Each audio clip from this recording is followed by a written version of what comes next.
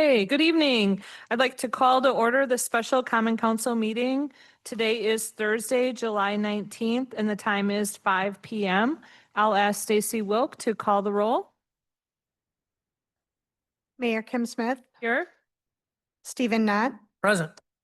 Diane Wolf, Here. Jim Benash, Here. Mike Melky, Here. Kathy Loendorf, Here. Larry Jurassic. Present. Thank you. We are all here. Item 2 is public input. At this time, I would like to ask if there's any members of the public or individuals that would like to give public input. Now is the time to do so. If you choose to give public input, please begin by stating your name and your address, and please limit your comments to 3 minutes per individual. Would anyone like to give public input? Second call for anyone wishing to give public input this evening. Third and final call for anyone wishing to give public input. Not seeing or hearing anyone, we will move on to consideration and possible action on the following items.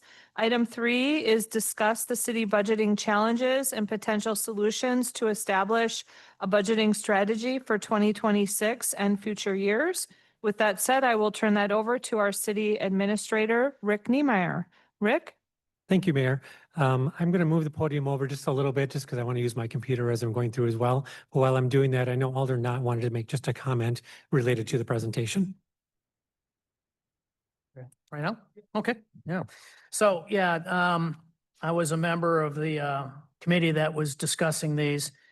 I will tell you that you're in front of you, if you've read it already, you've seen that there are some very tough choices that we're going to have to make. And none of them are, well, there's a couple of easy wins, but to truly tackle the issue we have in front of us, we're going to have to make some tough decisions. And I know within that committee itself, that it was really not until about the third meeting where the group as a whole was really able to come to terms with what we were facing, because a lot of this stuff is uncomfortable. So you're going to be getting 3 options. Rick will go over all that. Obviously, I would expect that we're probably going to go with door number 4, which will be an amalgam. But there isn't a danger here, and that's I'm hoping that we can all be elected officials tonight and not politicians, because what we can do is play the politics route, kick this can down the road and let somebody else deal with the issue when it's worse. So it was tough for us to do this. I know it's gonna be tough for us to do this tonight. I'm just hoping that we can keep the discussions professional and avoid the politics of it all. That's it. Thanks. Thank you, Alder Knott. All right, can everybody hear me okay? The reason I want to be over here is so I don't have to look up at the screen. I just want to peek at my computer with the presentation as we go along. So welcome to the budget strategy discussion here for 2026 and beyond. In my head, I have that Space Odyssey music playing and the Beyond part of it, but I didn't know how to play that tonight, so we're going to skip that part of it. So no, some of you who have been here for a little while know that traditionally over the past years, this meeting has been called the goals meeting, where we will get together and talk about what are some of the goals for the upcoming budget. As we were going through the discussions with the city funding work group, and even as I was putting this presentation together and looking at conversations that Sabrina and I had in regards to potential deficit, which we'll get to all of that in a moment, my thought process was our goal is to have a balanced budget. And when you're looking at starting with a deficit, of course, that's the goal. So having a goals meeting to talk about maybe some initiatives or other things that we want to accomplish, that just kind of seemed like that wasn't the right angle, so to speak, to take. So I thought maybe we would take a different angle and look at it as a strategy.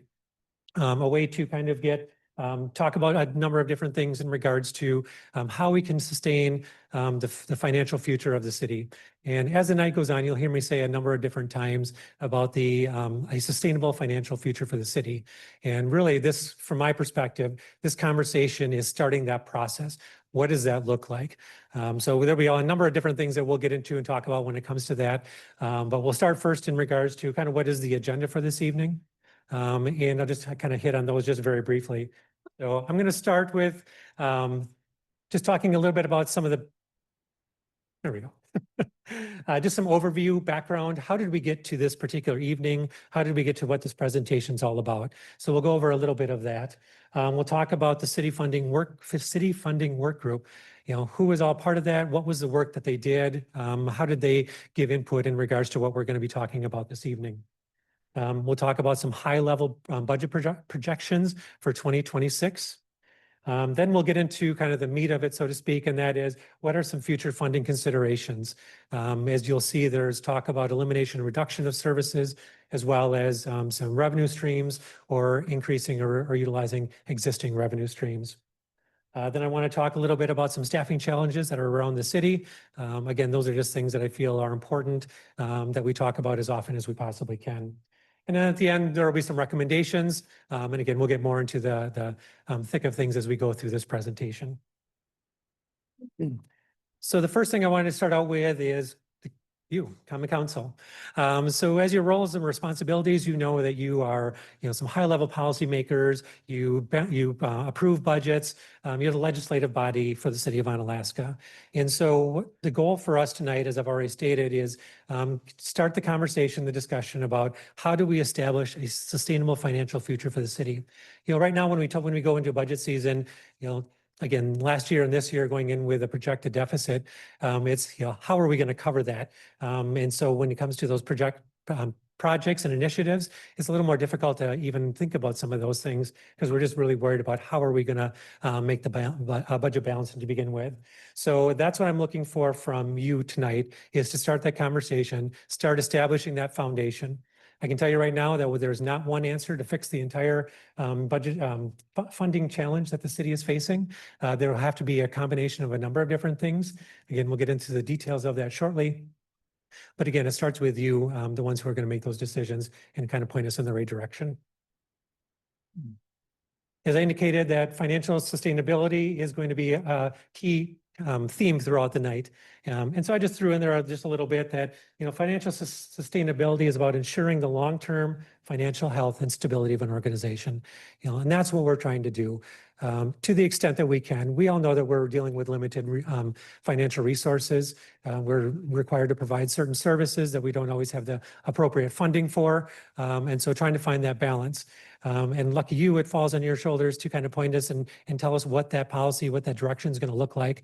And then as staff, we will start executing what those directives are. As Alder Knott indicated, there are going to be some difficult decisions. It's not going to be an easy process by any means. But again, this is where we need to start. So last year, as you know, we went through our strategic planning process. And the reason I bring that up in this presentation is, part of the reason we did the strategic plan is because we wanted to use this as kind of a guide to help us go through decision-making over the foreseeable future.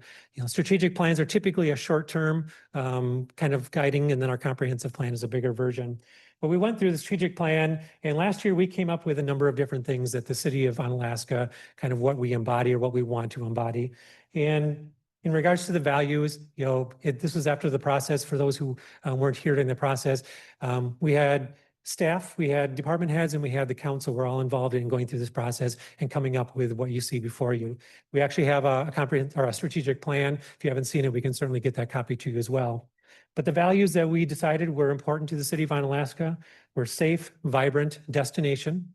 Again, these are just things to keep in mind as we go through the thought processes and conversations over the next period of time. We did a vision statement for the city as well, to become a welcoming community where residents, businesses, and visitors can prosper. And again, it's an umbrella, kind of what do we want the city of Onalaska to be, and how do our decisions kind of encapsulate and get us to that direction? We're already there, but we can always do better.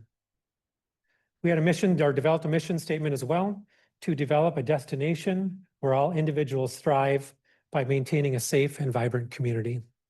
Again, because we just recently did this and we can utilize this in making decisions, I just wanted to bring this up, just to remind everybody that these are the things that can help guide us through the decision-making process.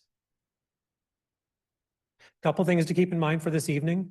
You are going to hear a wide range of topics, ideas, and proposals. And again, these are just things to talk about. There were a lot of things that did not make the presentation this evening as well. And so we'll talk a little bit about those, just some examples as we go on. But the intent tonight is to have a conversation, discuss some pros and cons of doing one thing or the other. But again, too, this is just the time to start that conversation and figure things out. Now, having said we start the conversation tonight, we're looking at 2026. We've already started that budgeting process. I think budgets are due August 1st, if I remember correctly. And so anything that we need to get accomplished to assist with any deficits that we're looking at for 2026, those are things that we need to start working on sooner rather than later. Obviously, longer term, for 27 and beyond, those types of things, those are things that we can continue to have conversations about. This isn't a one and done conversation. This is the beginning. We're going to revisit these conversations, these topics regularly, and we really need to make sure that we do that regularly so that we can continue figuring out what it is that's going to be best for the future of the city of Onalaska. So just a couple of things to keep in mind as we go through this.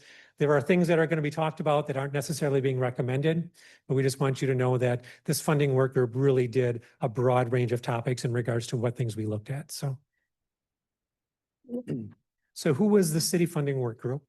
City Funding Work Group was the name I came up with. It wasn't very fancy, but it worked for the purposes. So Mayor Smith, Alder Knott, department heads, and other supervisory staff were part of this group. So back in late December of 2024, I put together the members of the group to start this conversation. We met every other week from about January through beginning of May, roughly in that ballpark. And each meeting was about an hour and a half to 2 hours long. Each meeting was really a conversation about what are some options, what are some things we need to think about, things we need to talk about, things we need to explore a little bit further when it comes to ideas, proposals, those types of things. We talked about services, existing services that we have now. We talked about existing funding sources that we have now. And then we talked about new services and new funding options. Again, you're going to hear some things tonight. This is not everything we've talked about. For example, here's one when we get to the elimination of services or reduction. It wasn't just elimination.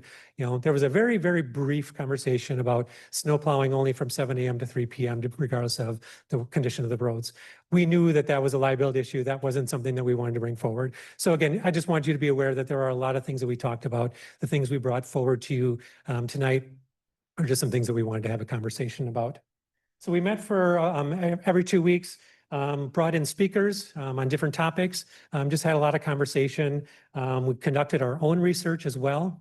There was a group of supervisory staff that took a leadership course late last year, early this year. It was called the Leadership Action Series. As part of that program, we had to do a capstone project. And that capstone project as a group, we decided that we were going to do on referendums.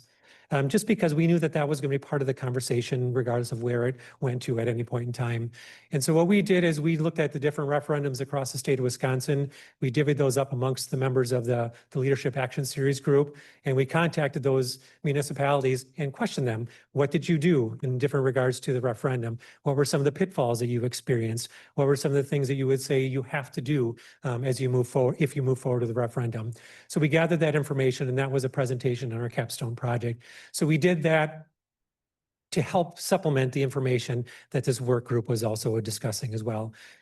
Referendum was a big part of our conversation, but it was definitely not the only part of our conversation. We had, again, a lot of conversation about other things as well. So again, a lot of work was put into the information that you're going to be hearing about tonight. I threw this slide in because I just thought this would be a good representation of kind of what that work group kind of did. So this was from one of our last meetings. Alder Knott was at the whiteboard, and we were brainstorming on all of the things that we had talked about over the last several months. And we kind of categorized them into what I call three columns. So the far right column, the red ones, that essentially represents any reduction or elimination in services. That's the best way I can put it. The middle one, which is circled all in green, those are new sources of revenue. And then the far left one was the referendum. Because the referendum encompasses so many things, we put it in its own category because there's just so many nuances to it.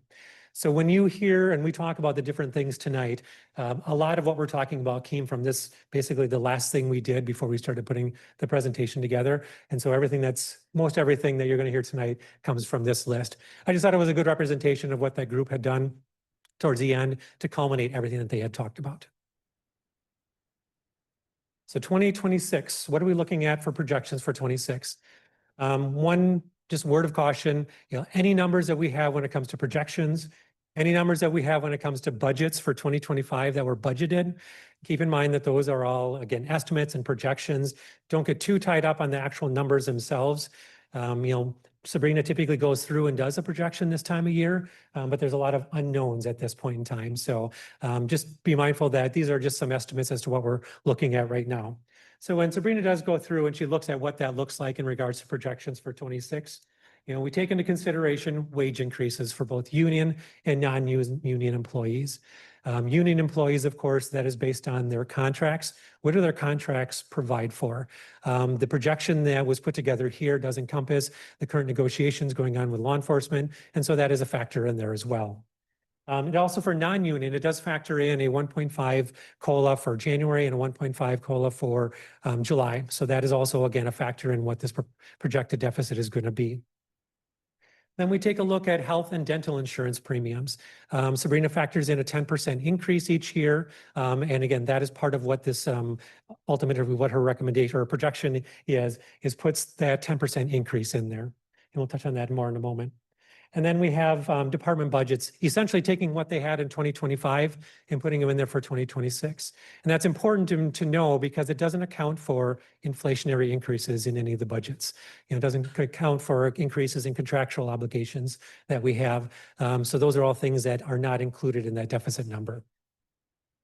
Then we take a look at the revenues.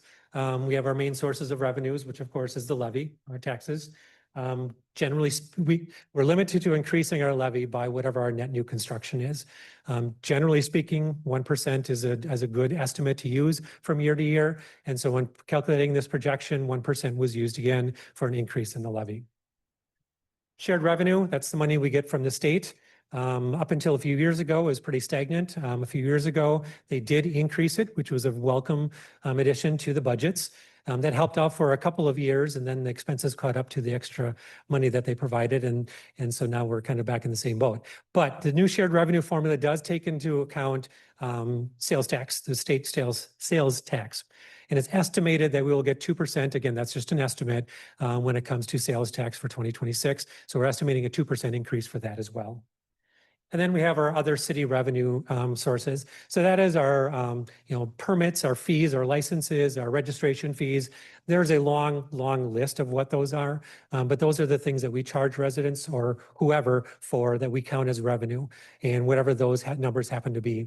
In this projection, I believe Sabrina and I did talk briefly about some very modest minor increases and maybe some of the more robust ones. Otherwise, they were kept at the same level that they were last year.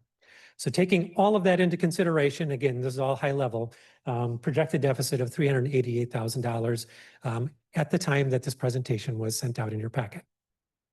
Since that time, we have received some health insurance premium information in regards to projections on what that's going to be. And unfortunately, it's going to be somewhere in the ballpark of 18 to 29% increase. And so this will be an 8 to 19% increase over what Sabrina has already calculated in the budget, the projected deficit as listed in this presentation. So just keep in mind that is in addition to what we're talking about this evening. We just got them yesterday. We're still taking a deep dive into the numbers, what that means, and how that's going to play out with the city. So as we have more information, we will keep you posted on that. But I just wanted to let you know that we just got those numbers yesterday, and it was not what we had hoped for. So, so more to come on that later on. So again, keeping in mind that this number that's up there is just a reference point. We have more things to add to it, not only on the expense side, but also on the revenue side. So it's just something we can kind of look at and see where we go from here. I wanted to just touch base briefly on the department budget aspect of it. As I indicated, we don't have the proposed budget deficit does not include any increases for inflation or contractual obligations, those types of things. We don't have a mechanism where we automatically increase budgets every year based on inflation. And that is based on our limited resources that we have available. And that's certainly not a reflection of the city or of the council. It is just based on, it's just just a reflection of what we have available to us. And so again, that's part of the conversation we're having is what can we do about that so that we can meet some of those inflationary measures that are coming in? Again, utilities, gas, contractual obligations, whatever the case might be. So last year during the budgeting process, there was a particular conversation I remember that was going on with the department head and was about whether a certain dollar amount was going to be appropriate for a particular line item. And I remember at one point there was a comment made by the department head that we'll just make it work. We'll make it work.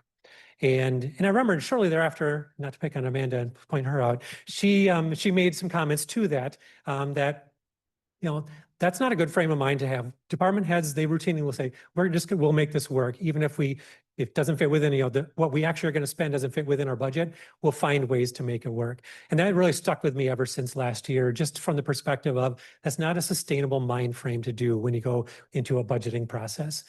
Just making it work, I'll figure out how that's going to happen and then manage things in a way that make it happen. Well, that's a wonderful thing that the employees of the city are doing. It causes stress, it causes anxiety, it just causes, so what do I kind of have to give up in order to make this happen kind of a thing. So the reason I bring that up is because of talking about the sustainable financial future of the city, the we'll make it work is not a sustainable mindset. And so I really want to get away from that's the methodology that we're going to use going forward. Again, not a reflection of the city, not a reflection of council. It's we're doing what we can with the resources that we have. And that's why we're taking a look at what those resources are. All right, so now we're getting to what the work group has put together. So those 3 columns. So of course, there were 3 columns. I added one just as a initial kind of a conversation that I'll touch on first, and then we'll go into those 3 different columns in a little more detail. So the first one is the reviewing current revenue sources. And I've already talked a little bit about this.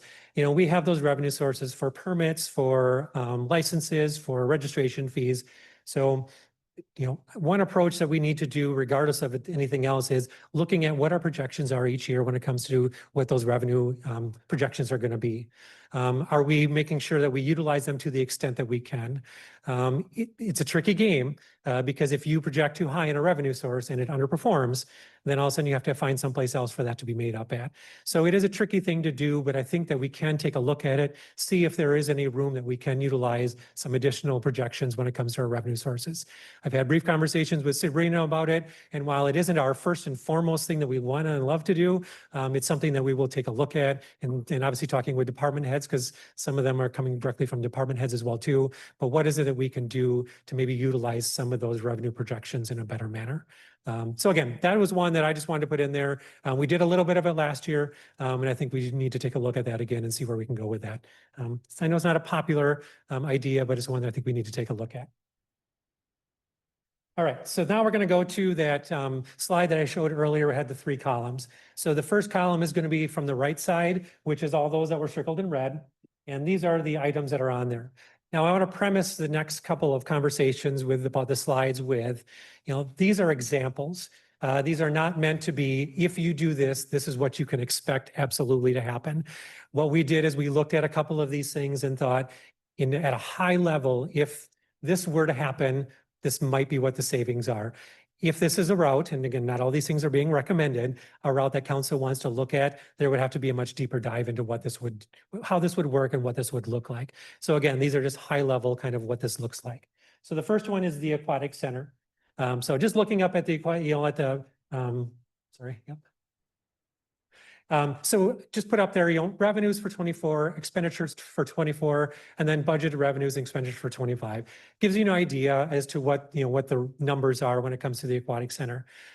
We expect that the budgeted revenues will be higher for 2025. Again, we have to start somewhere when it comes to the projecting what they're going to be. So hypothetically speaking, if the aquatic center had not operated in 2024, there would have been a projected net savings of, just under $36,000. Again, don't get too stuck on the actual numbers, but that's again, taking into account just the fact that those revenues and expenditures, if they would have been gone, that's what we would have been left with. I want to point out the part about the parks employee on there. For those who may not know, the vast majority of employees around the city have what we call splits. And what that means is their wages and benefits are split between different departments and sometimes even different funds. And so when we do something with one budget or one fund, we have to allot for that and potentially transfer that to a different fund or department. So the Aquatic Center does cover a portion of a parks employee's wages and benefits. So if the Aquatic Center had closed, we would need to take that money and find a room in another budget to compensate for that. And for example, in 24, that just under $30,000. So when you see that portion of wages portion thing there, that's what that is referring to. So the same for 25, if the Aquatic Center were not open in 2025, that is the projected net savings. But again, there are still maintenance issues if you have a facility that's there but not in operation. I mean, you still have to maintain it to some extent. So there still would be some probably a maintenance that would be required. So some expense that would be required. So again, this was an example of just what a high level would look like. The converse to this, of course, is you close down the Aquatic Center. That's an area for our community to congregate, for them to get together, for them to learn things, swimming lessons and other items. Birthday parties are held there. So it is an area, much like a park, where people can get together. And so that would be something that will be sorely missed within our community. But again, just looking at both sides of the equation on this particular item, so. Oh, thank you. So quick question. Not only is it on the Aquatic Center, my question going to be, and it's also the library, and I'm sure maybe somewhere else. When we're talking about the wages at the top for 29,702, that's folded into the 35,745. So even in spite of the 29,702, okay, so that Mhm. does include that. Okay. Yep, that is always taken into consideration there as well. Yep. Mhm. Yeah, are we really expecting to have that much less revenues for 2025 than 2024? We aren't expecting that. This was just a projection when Projecting. we did the budget, but we're expecting that it's going to be higher than that. But you can add to it, Sabrina. Yeah, we always kind of project it low because we just don't know with weather, like, are we gonna have to close so many days? But then like expenses would also be down too. So we always budget like to keep the pool open for expense purposes, however many days. But then for revenues, we kind of budget a little bit lower just because we don't know how much use we're gonna have. So that's why you see the difference between the revenues in 2024, the actual compared to what we budgeted for 2025. Yeah, so the rates that we charge for, use of the pool may or may not also keep up with expenses if we haven't raised the rates high enough to account for inflation with our own expenses. There's a lot of different things that could go into play on that for why that number would be different. Correct. Yep. And you bring up a good point. That's something we'll talk about a little later too, is taking a look at the fees we currently charge and how that plays into it. Yep. Mhm. So thank you. Alder Wolf? Thank you again. Just to input, how I ended up here with the city was when I was tapped by then Mayor Bielecki to be on the pool committee, and that's when I met now Mayor Kim. It was explained to us back 25 years ago that this is just as an add-on, not trying to defend it or anything, but it was then expressed to us and that this is to be expected with all pools in the state of Wisconsin when you look at the shortened summers that we have and such. So we knew going in 25 years ago when we went to go ahead and replace the aging pool that was spewing water like crazy. We knew we expected this. So I do know that it was made with that in mind, but here we are. Thank you. Thank you. Any other questions from the counselors or staff? Okay, go ahead, Rick. All right, so the next one we took a look at then was transit shared ride. The city does contribute to the MTU and Smart Bus.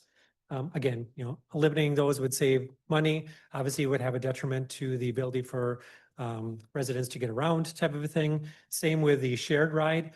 I think as all of you know, that is a combination of 3 municipalities that pool together and provide transportation amongst their residents. Where it's us, Village of Holman, Village of West Salem.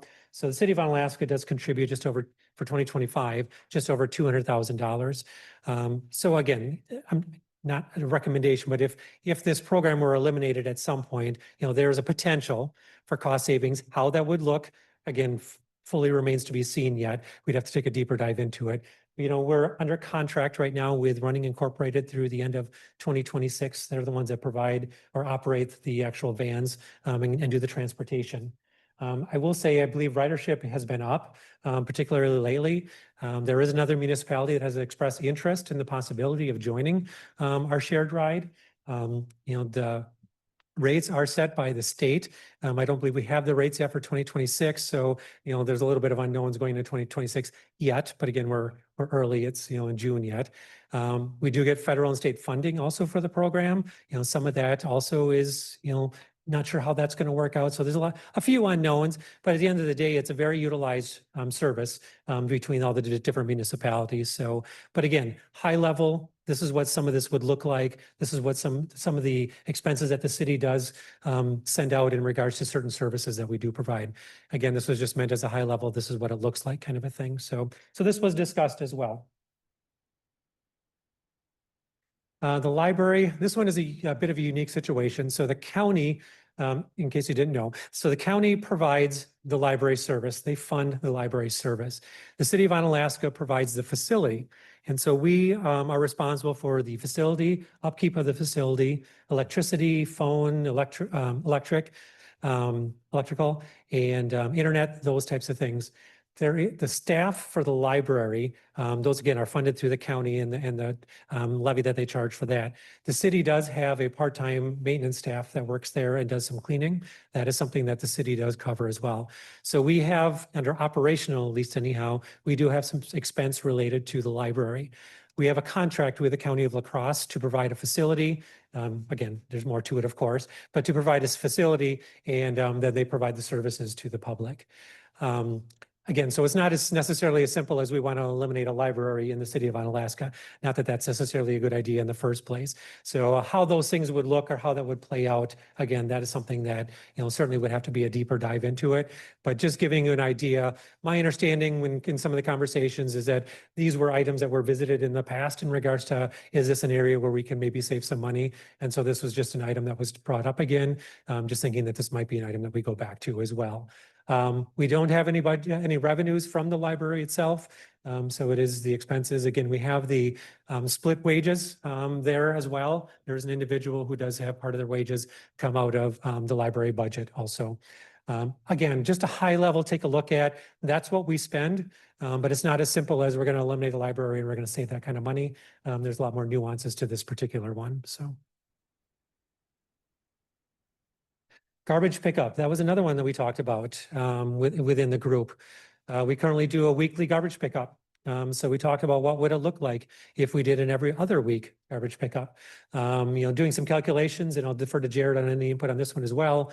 There's a potential of saving $77,000 a year, but it comes with other concerns. And Jared, I don't know if you want to address any of those concerns that you.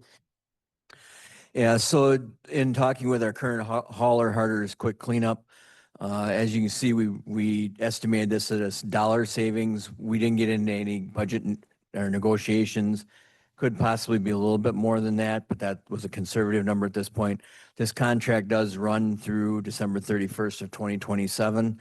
So any changes to this contract would have to be mutually agreed upon. As the concerns up there that I look at, if the carts are overflowing, it's going to get into the recycling container. That was one of the hauler concerns, was that we're going to get more illegal items in the recycling container, which is going to take more time.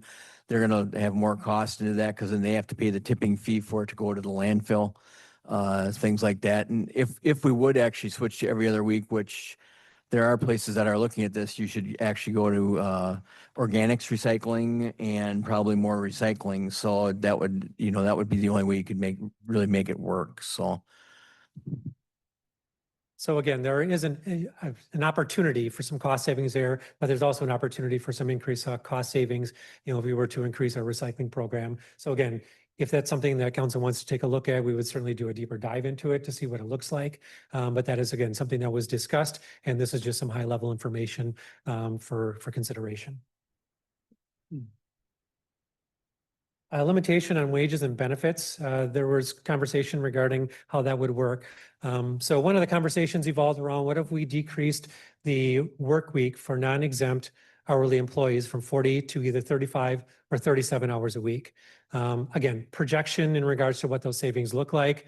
And, you know, I have heard of municipalities across the state, not many, but there are a few that have done this.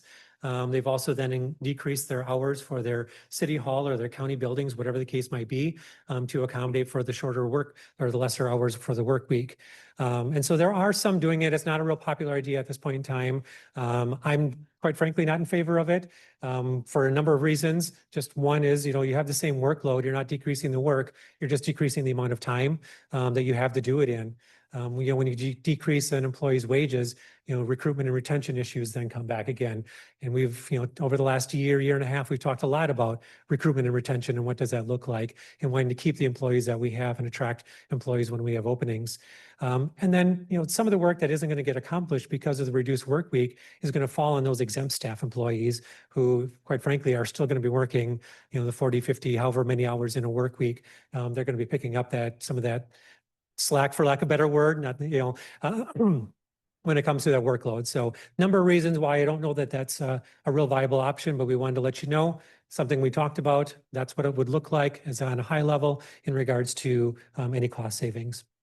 Changing the cap on our sick time. Right now, employees can cap or bank up to 960 hours. That's the max they can bank. That can be paid out upon retirement. So there was some conversation. And again, I want to be clear.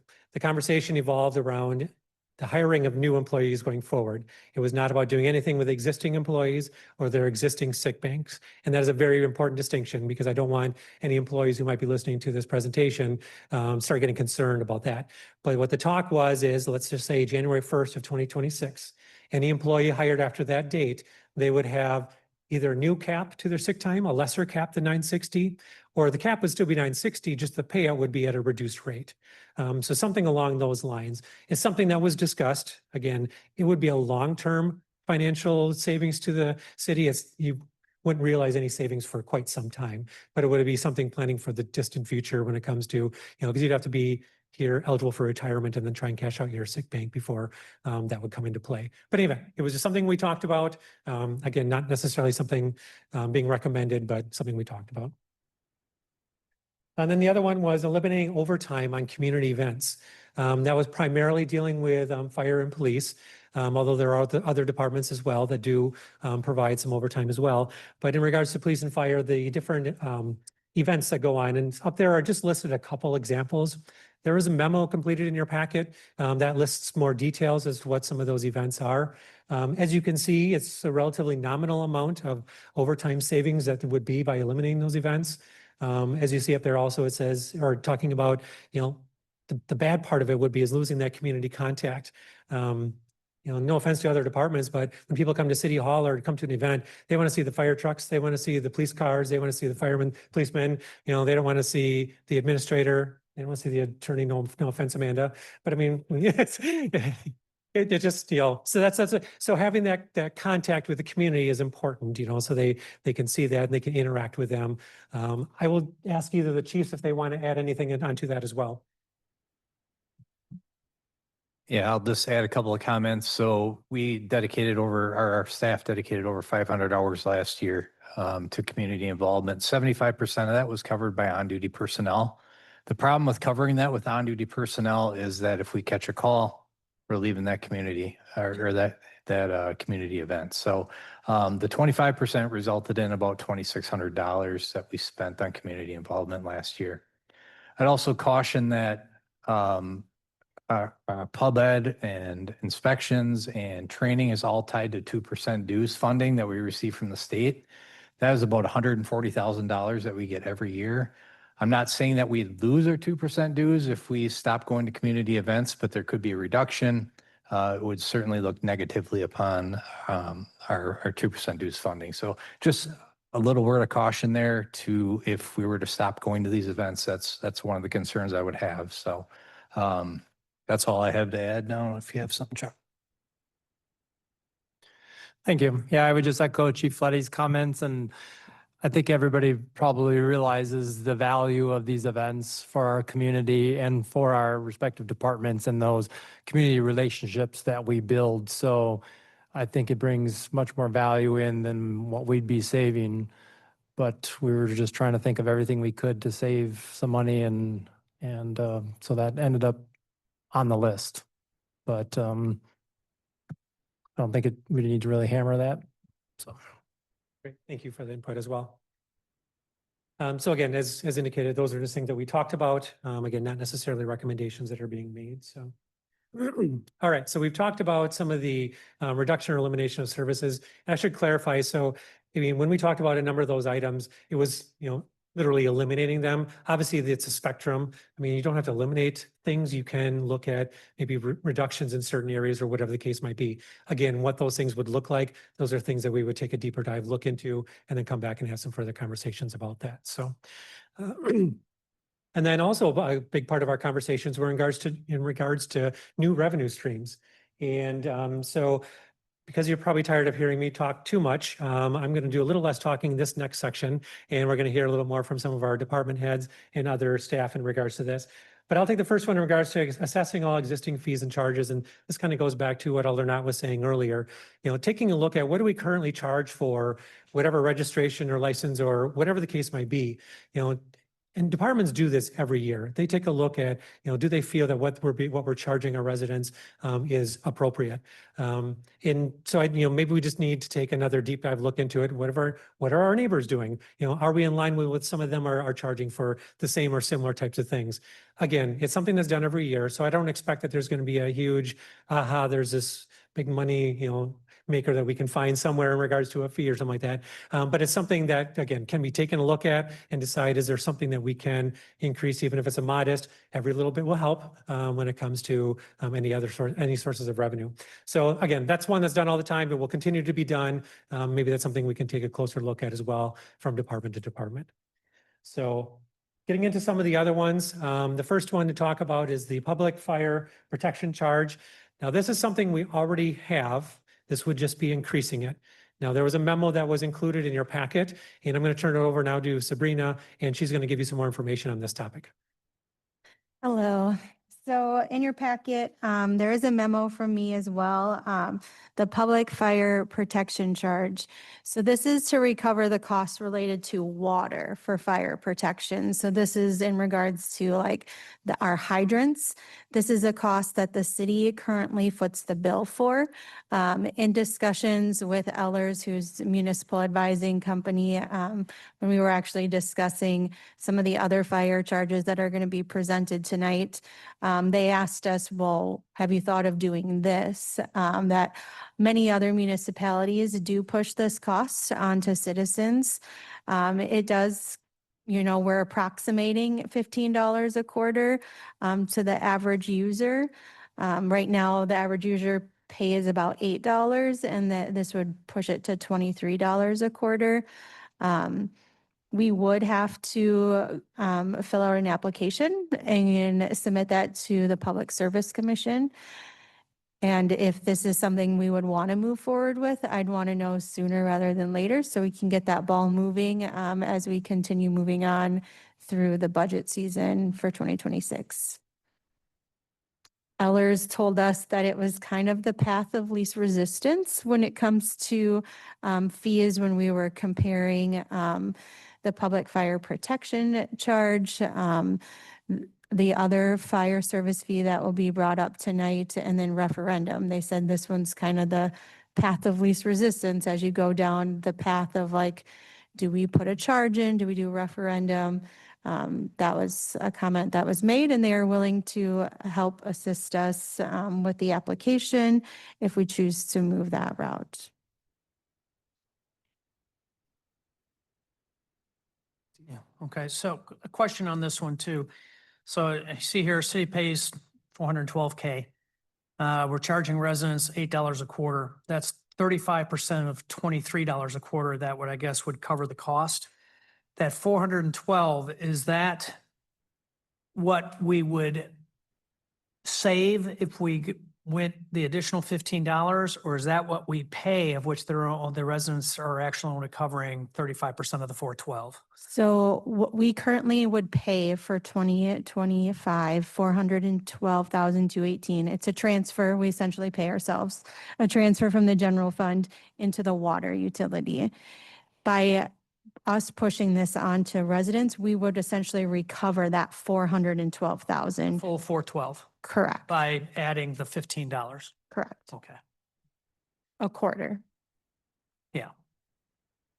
And that's an estimate. The PSC would actually set that rate. They would tell us based on meter size, how that would affect each household. I believe Eller's even told us that I don't want to say we're one of the few that don't do this, but it's a very, very common thing that is being done across the state of Wisconsin. So So the price that you came up with is what, comparable to what town? This is actually the PSC sets this amount, and this is what the PSC set for 2025. So the PSC sets this amount every year, and then this would essentially just be pushed on to the citizens.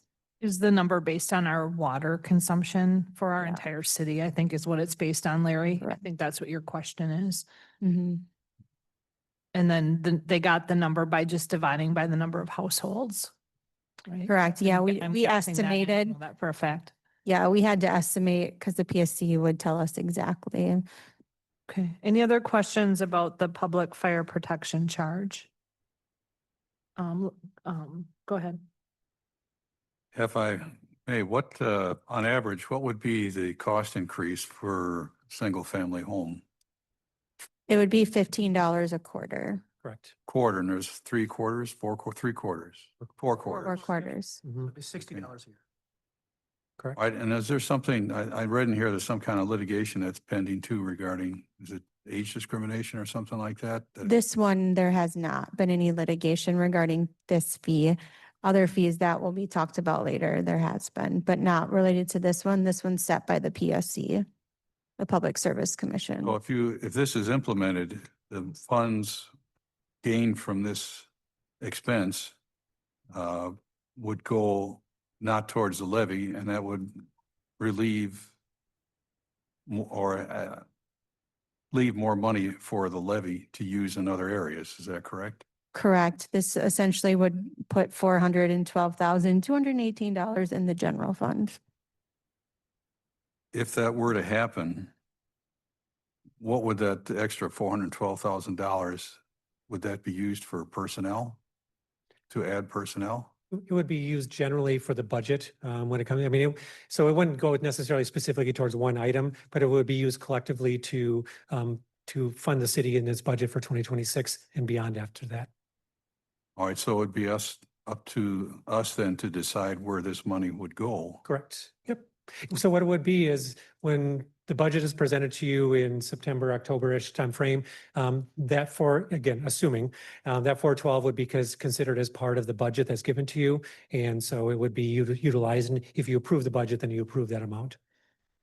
And it wouldn't be like we can think up something that costs $400,000 to spend. We're already starting with the deficit.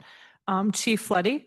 I think Alder Banash is getting this confused with the fire protection assessment fee that's coming up in a little bit, just reading the line of questioning there. So Okay. not a big fan of that name. Yeah, they're very similar. Yes, they two are. Different Yeah. things. I was. yeah. Okay. So- Okay. Alder Banash, are you good for now? For the moment. You don't have to commit for the whole evening, for this moment. Okay, any other questions or comments? Okay, Alder Milky. So a quick question. This number, is it the same for like a single family resident as it would be for like a commercial real estate property? It is not, but I don't know what the differences are between the residential and commercial. Yeah, it's based upon meter size. So the Public Service Commission takes the cost of the exercising of our water mains, our extra pumping at the wells, our exercise of the reservoirs and the fire hydrants, and takes those all through the auditor, through our Public Service Commission annual report that we submit, takes all those costs and they formulate them down and then say that we come to, so right now we're paying about $650,000 a year. It's just we're collecting the fee for a third of it right now. Then that is, if you look at a water bill, it's on the bottom of the water bill. So like if you have a 4-inch meter, you're going to pay $15 for your 3/4 inch meter at your house. But say there's a industrial site that's a 4-inch meter, they might be paying $600 a quarter. That's then the high end, but it's graduated based upon, because you theoretically have more fire demand than you would have at your house. Okay, thank you. Okay, Elder Jurassic?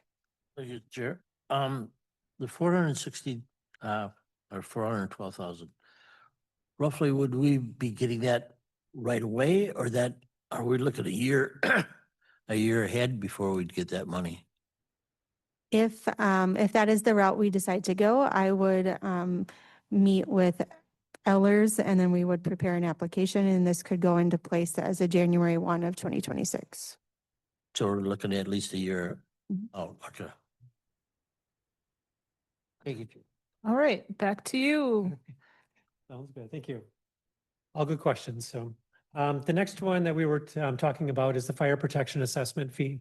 Again, this is it's not used a lot across the state of Wisconsin, but is definitely gaining popularity. And you, as you've probably read the memo that is associated or attached to your packet, there's good reasons why. I'm going to turn it over to Chief Floody as he's going to present on this particular topic, and then we'll go from there. Thank you. So this is something I heard about probably 2 or 3 years ago. It's starting to gain popularity across the state. Hope you don't mind. I'll be looking down at my sheet because I think this is really important to summarize for you and describe what this is, because you probably have not heard of it. Not a whole lot of cities are using this currently. We started actually diving into this when the 2025 facilities and staffing study came out, knowing that we'd need additional personnel according to the study. How are we going to afford that? So this is something we started looking at that time. So it kind of stems from that and plays into the overall city budget as well. And I'll get into that in a little bit. As we confront rising service costs and state imposed levy limits, we've already talked about the net new construction that we're limited to. This provides us an avenue to actually fund the fire service with a fee. So the background of this is we were directed to assess the feasibility of implementing the fire protection assessment fee to address projected budget shortfalls and to provide a long-term funding stability for department operations. This included, we looked at other communities that are currently using the fire protection assessment fee. We talked to a couple of different consultants, including Baker Tilly and Ellers. And I had direct discussions with Pewaukee and other Wisconsin communities. So the goal is to determine whether a fire protection assessment fee can support operational and infrastructural investments, particularly those tied to the 25 study, while maintaining fiscal responsibility. So legal framework around this, and Alder Benash was kind of alluding to this. So this is the one where Pewaukee had an age discrimination case. Pewaukee's probably the most visible community that has started with this fee that I know about in the state of Wisconsin. Just to get into this a little bit, per state statute, cities and villages are able to manage public services and finances by taxation, special assessment, and other necessary or convenient means. The League of Municipalities has also issued a formal opinion affirming that municipalities may adopt such fees for fire protection services. And this opinion has also been backed by the Department of Revenue.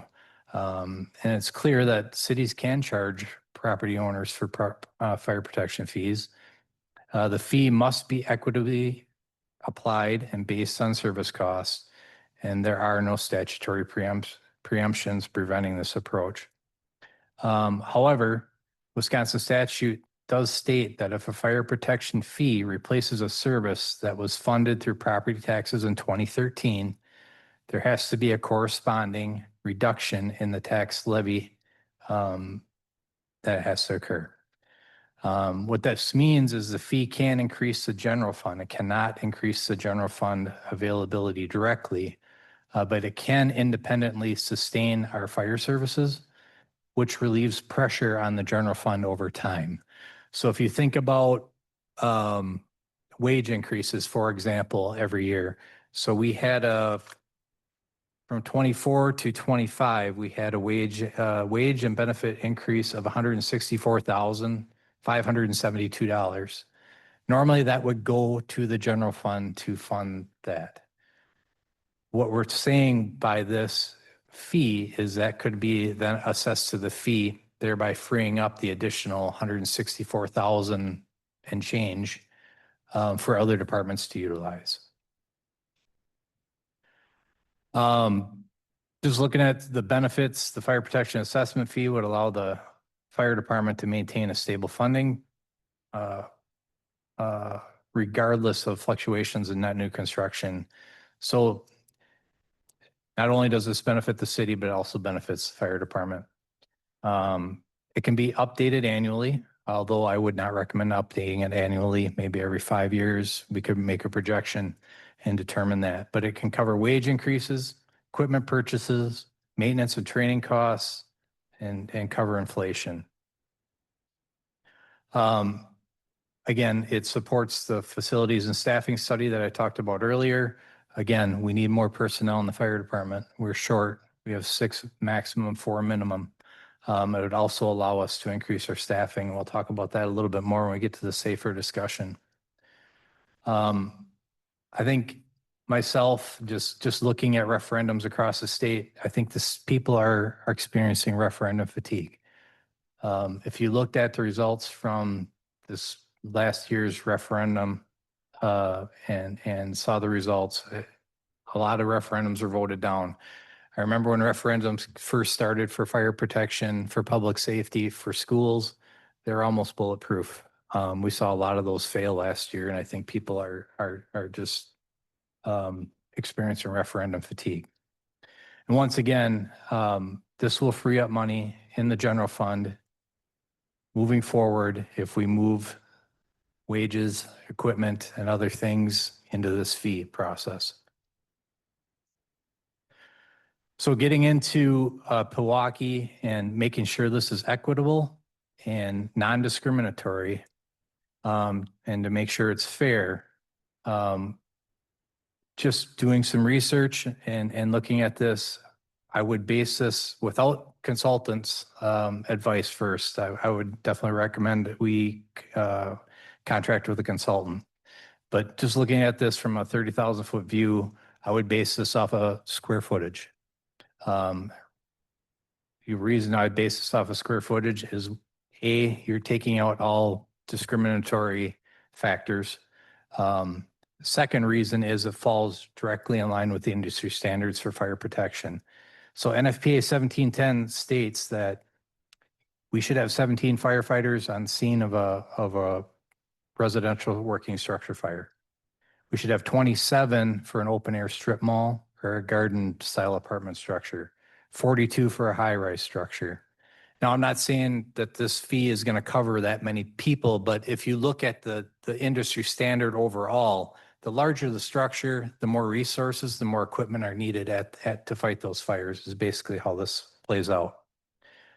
Where Pewaukee got in trouble is, and they had their age discrimination case, is they put a multiplier on a service usage fee. So pretty much every fire department out there that's running both fire and EMS, 80% of our business is EMS based. So if you start thinking about assisted living centers and places like that, where you're going to many more calls than other places, that's where the age discrimination suit came into play there. So I would avoid all that, simply base it off of square footage. And again, this is without talking with a consultant yet, but that's how I would go about doing this. Again, I would recommend engaging with a consultant if we were to explore this, and I would definitely not just because it has fire in the name, but I would highly encourage council to consider this fee. Research and just talking with consultants, it would cost approximately $30,000. We already have one,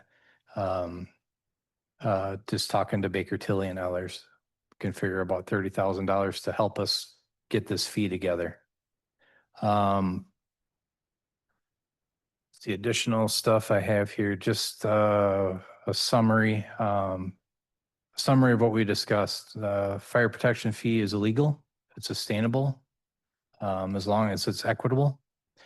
It directly supports the recommendations of our 2025 fire facilities and staffing study. It offers a long-term budget stability, not only for the fire department, for the city. It allows us to meet increased service demands without deepening resilience, I guess, on the general fund or net new construction. The square footage model is straightforward, avoids legal risk. And with council support, we can begin the next steps of data collection, public engagement, and formal ordinance development. So this would be something developed by an ordinance. So again, I highly encourage we take a look at this. I think it's legal, something we should do. And again, it frees up not only tax dollars for the general fund, but also helps support our initiative in the 2025 facilities and staffing study. So I'll take any questions you have. I know it's a new topic and there's a lot to it, but I'll try to answer whatever I can. Thank you for that, Chief. Are there any questions right away or Elder Knott? So the public fire protection charge and the fire protection assessment fee, are they an either or is it an either and situation? Does one disqualify the other one, saying if you do one, you can't do the other? Either end. So we Either could, we could do both. Okay, any other questions? Alderman Ash? I did get them confused up earlier, Chief. This question's more for Amanda. On page 2, 7, the last sentence in this court case, it says, so switching to fee revenues to pay for a covered service will not free up property tax revenues for other purposes. I'm not really sure what that means. If you could maybe help me with that. And I can chime in a little bit with that, and then others can add into it as well.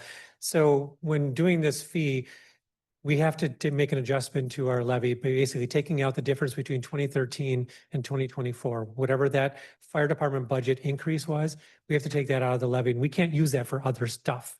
But what we can do is we can charge a fee to make up that difference for the fire department, and then they can adjust that fee whenever they may need an increase in wages or an increase in, training or equipment, whatever the case might be. So what it's saying is you can't use that difference from 2013 to 2024 towards other things out of the levy. You have to reduce that or take it out of the levy. And Sabrina, I think, has some additional information on that as well. Unless you want to go first. Yeah, so if you're familiar with our recycling charge that we implemented a couple of years ago, it's sort of the same thing. Is basically there's certain things that we are able to charge for based on what we were charging for in 2013. And so essentially we are able to recoup the costs of our increase since 2013 and utilize those savings towards the cost of those services, operations, et cetera.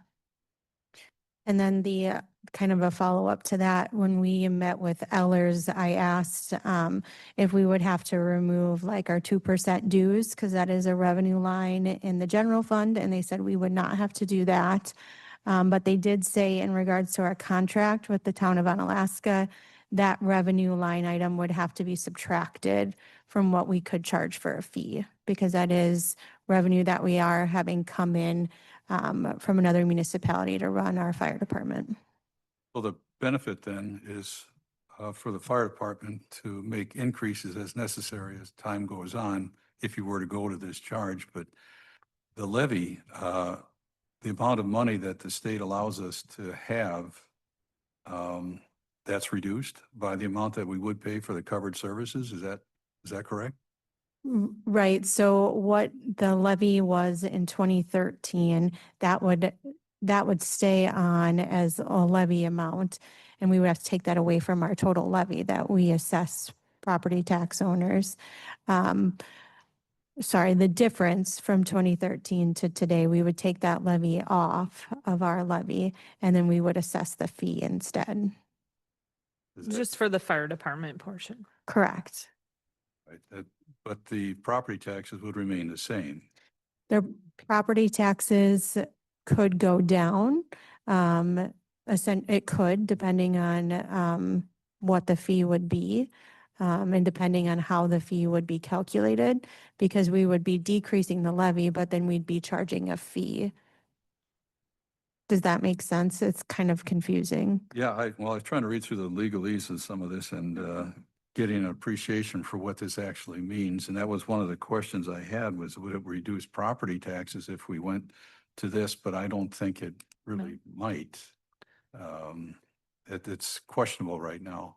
And we don't know the answer to that specifically. What it could do, maybe reduce the property tax, but then again, be offset because of the fee. And so there might be a wash there or something along those lines.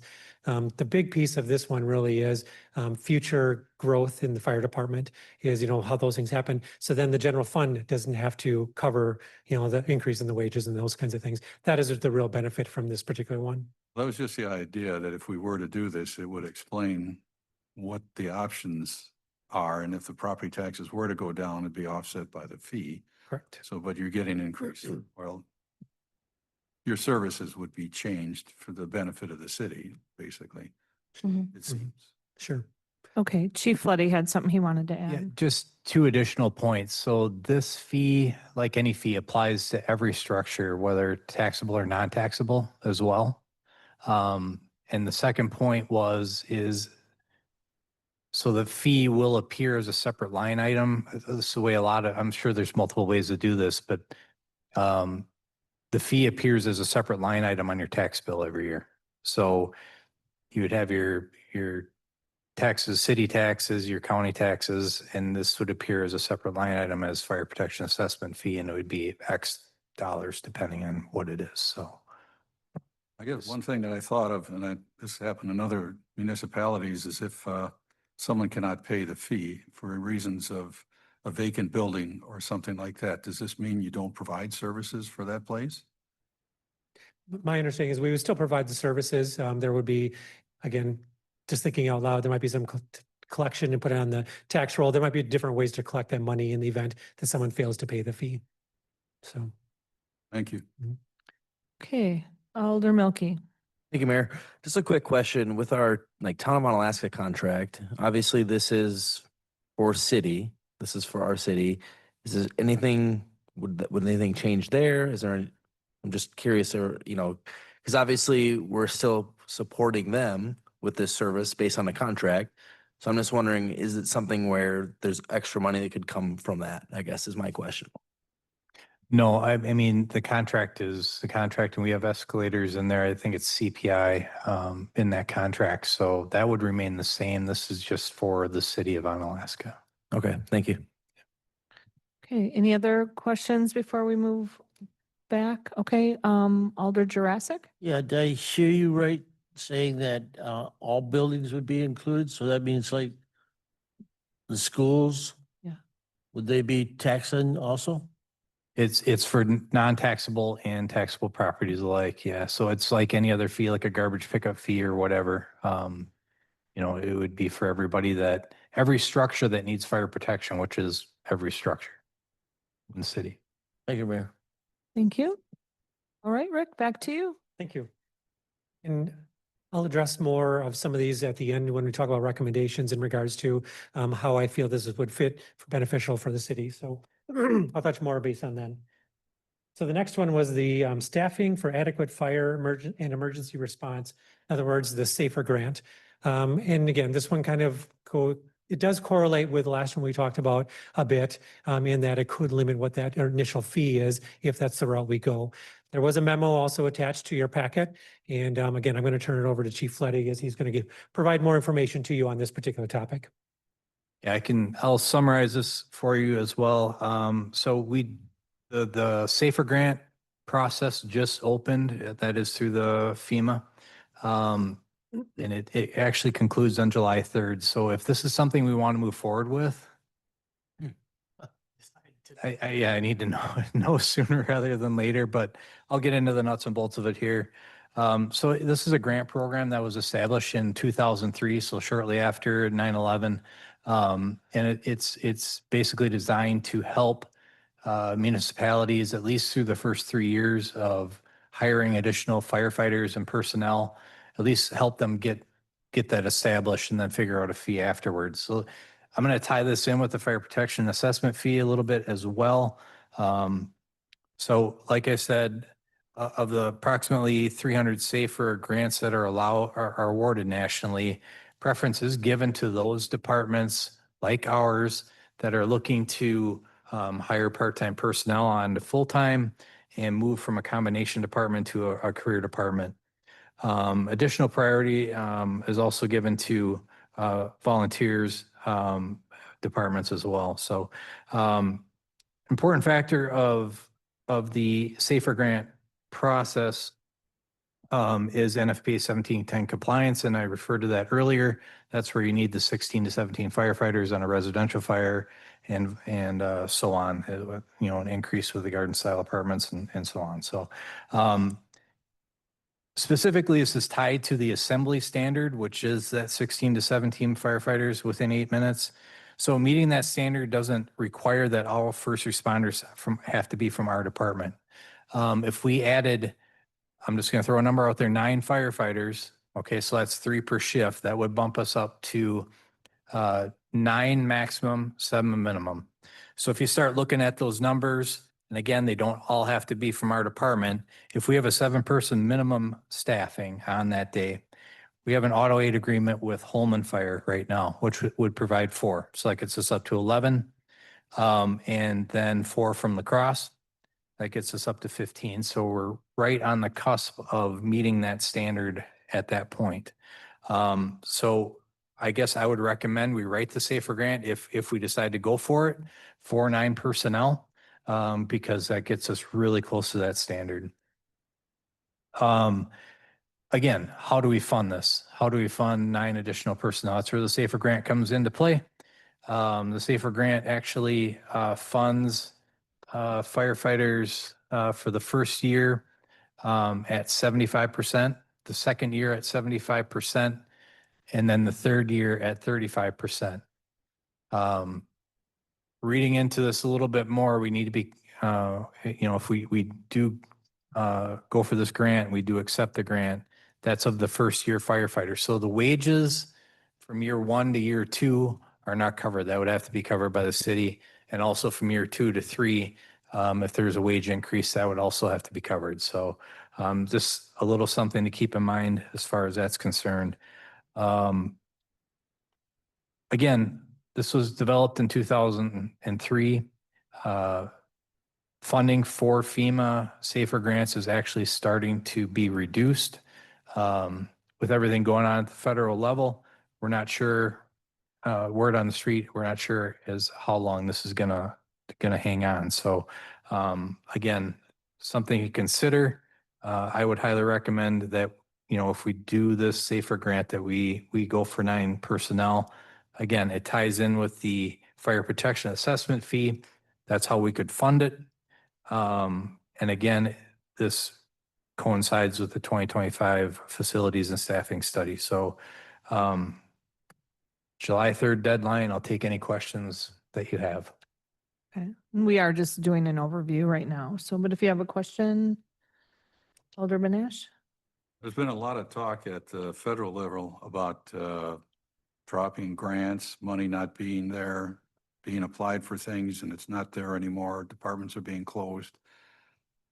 How certain are you that the money may be there if we were to follow this?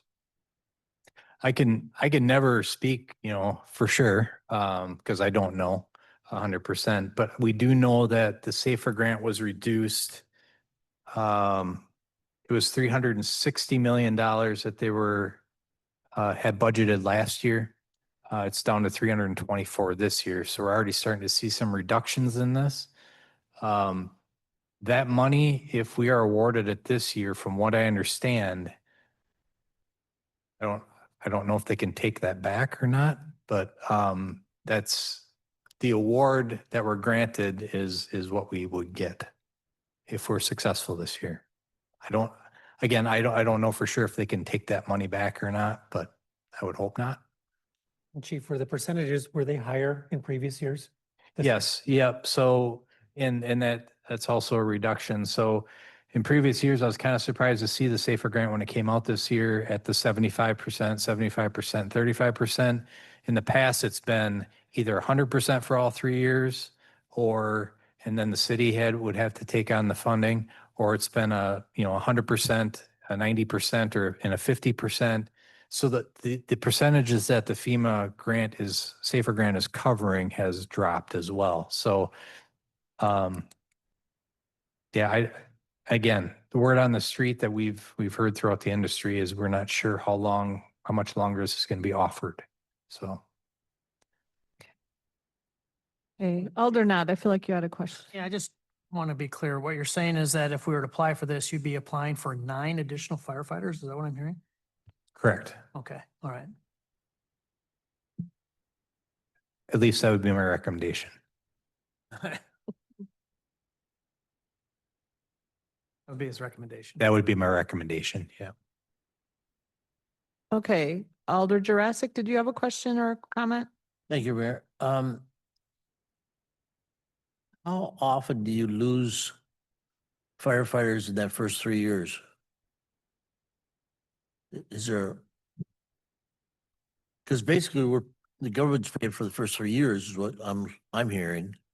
So if they pay for it, I don't see a loss to it, but.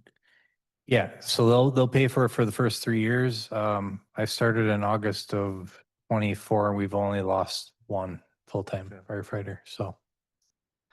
All right, thank you. Within the first 3 years. Okay, any other questions or comments? Okay, All right. Again, we'll come back to this in a little bit. The next one, I know we're kind of jumping on the fire department tonight, but the next fee that we were going to talk about is the fire inspection fee. You may recall this was in front of council a couple months or so ago about the re-inspection fee that you have already implemented. This is something that actually would come before that. So there was a memo in your packet in regards to this particular fee. And again, Chief Letty is going to provide you some additional information on this topic. Could have spread these out for me, Rick. Yeah. Yeah, I'm just kidding. So yeah, not to be confused with the reinspection fee that we just instated a few months ago. This is different. This is a fee for conducting fire inspections. Not very well, or not very, it's not used widely across the state of Wisconsin. We'll put it that way. City of Brookfield probably has the best model that was implemented in 2012, and that's the one I've kind of dug into and really taken a look at. And all the documentation is in your packet in that memo as far as what they charge. But again, similar to the fire protection assessment fee, this is also based off of square footage. And what the city of Brookfield is saying is that as a fire department, we are mandated by the state of Wisconsin to conduct fire inspections.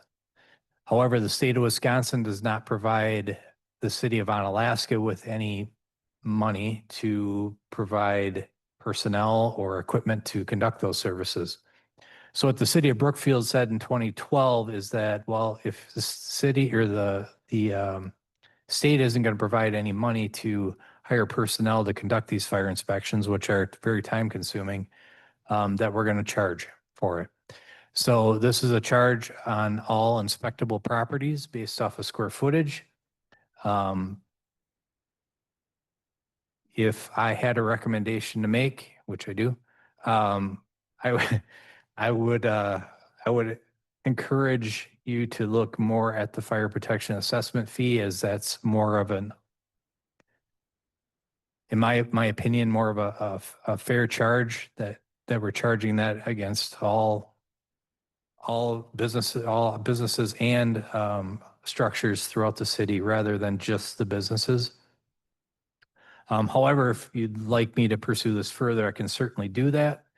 And again, I've looked at the city of Brookfield's model mainly. I believe it's Western Lakes Fire District also does this. Their fee-based structure was not as in-depth as the city of Brookfield. So I'll take any questions that you have with this. Are there any questions? Alder Leindorf? Sorry, I was muted. Do we have any idea what the city of Brookfield is charging? What kind of revenue we might be able to expect out of a fire inspection fee? Yeah, I think we need to, again, look at a consultant because if we're going to do this off of square footage like the city of Brookfield does, we're going to need to figure out what each business's square feet are and then determine, okay, how much are we going to charge per square foot? What are we trying to recover here as far as money?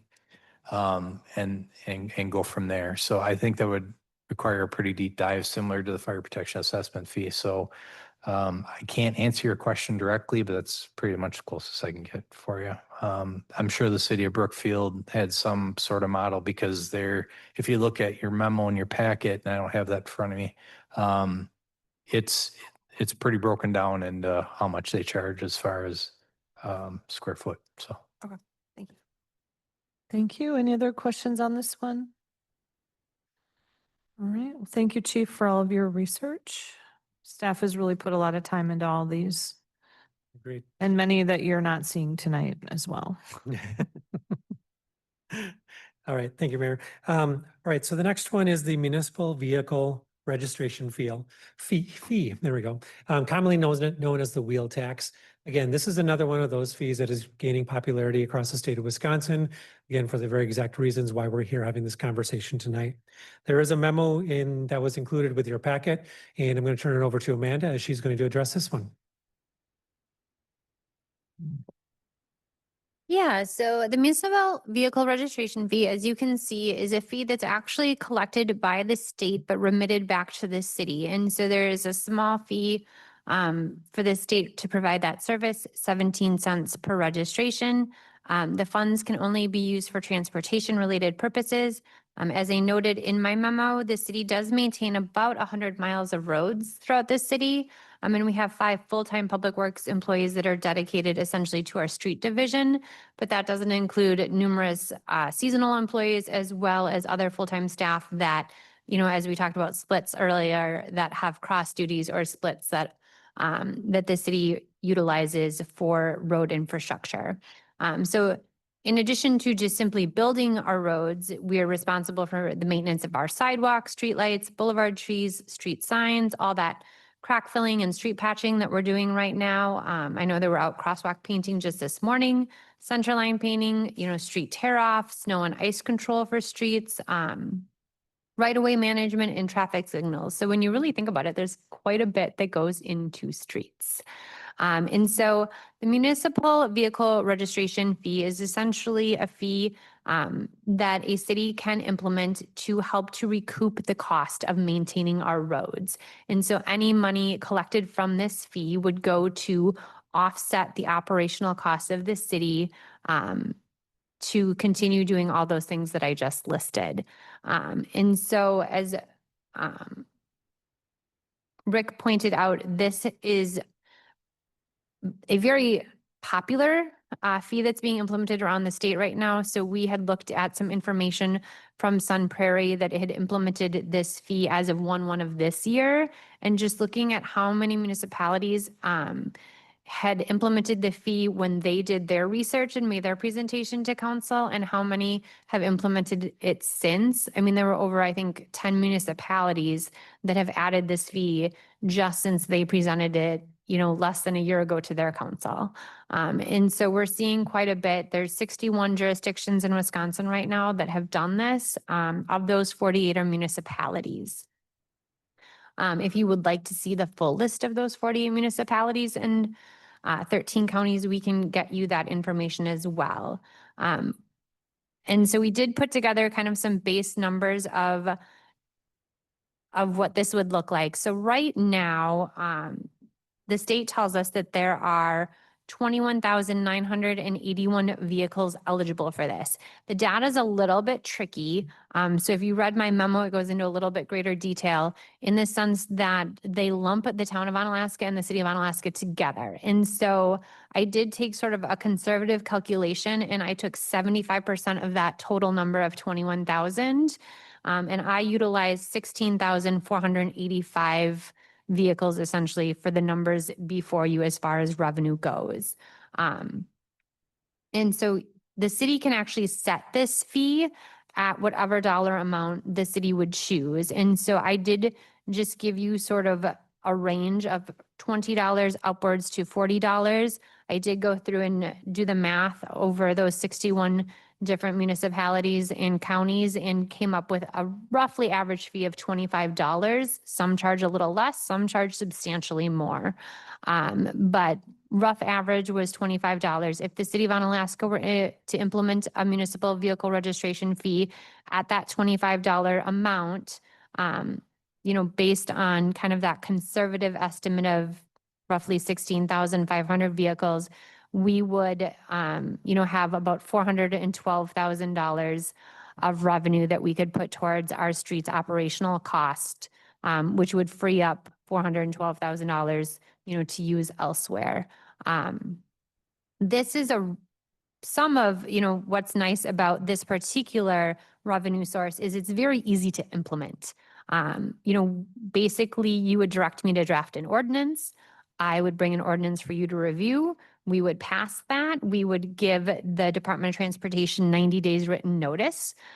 So the soonest that we could probably implement this fee, if we were to pass an ordinance at our next council meeting, would be November 1st of 2025. You can also pick some date in the future. So if we wanted to say, yeah, let's do it now, but we don't want it to go into effect until 1/1 of 2026, we could do that as well. But, as the memo states, it's a very easy process to implement. It's very clean, no litigation, no real concerns with needing any third-party approval. And, a fee of about $25 to $30 would generate about $400,000 to $500,000 a year. Okay, any questions on that one? Alder Jurassic? Thank you. When reading through this, I assume that the bill would come from the state though? And Yes. collected by the state? Yep. We could assume that when everybody gets their bill, this is from the state? I mean, I think it does note on there like, City of Onalaska vehicle registration fee, but essentially it's included in your vehicle registration. So when you get that reminder postcard every year to go get your updated registration, it would be added to that overall fee. Right, so anybody that gets the bill every time, they're gonna look at it and say, state raised the price on it, right? That could be an interpretation, yes. I'm all for it. I'm sure they'll itemize it. Okay, any other, Alder Wolf? Thank you. I'm assuming this also takes into account for motorcycles? I don't think that motorcycles are included in those that have to pay the fee. Give me one. It's on page Your memo 58. said, It says auto cycles, but when I looked up that definition, that's a three-wheeler. No. Yeah, so there is, And then while you're looking that up, then I noticed that there are a number of plates that are exempt, special plates that are exempt. I don't, motorcycles are exempt. On 58, first paragraph, last sentence. oh, there they are. Thank you. Yeah. Yeah, I just find it interesting. Don't quite understand why some of those are exempt, but I'm not gonna. yeah, so motorcycles are excluded. I can't swing it over here, and I can send this out, but I do have like a visual that I can send out that shows you kind of the vehicles that are.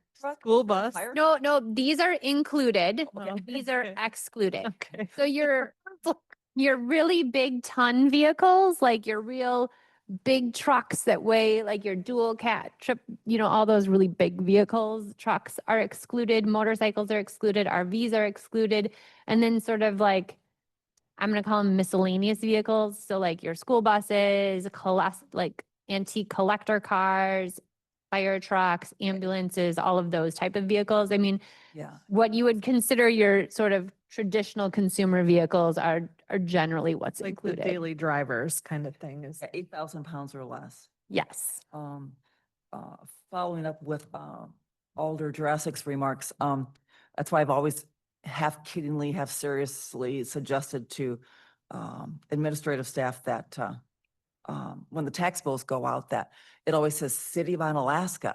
And then, of course, honestly, the majority of people, like when I knock doors every other spring, they're, they blame the city for all those. And it's like, could you please look at all those 4 or 5 taxing entities? So kind of the same thing. I think we should just have a PO box, then they can just figure out who sent it to them. But anyway, I know that someone in the past on this council was very against this, but this has just been kind of I remember when the Twin Cities did this probably 35 years ago. So this isn't anything new. So thank you.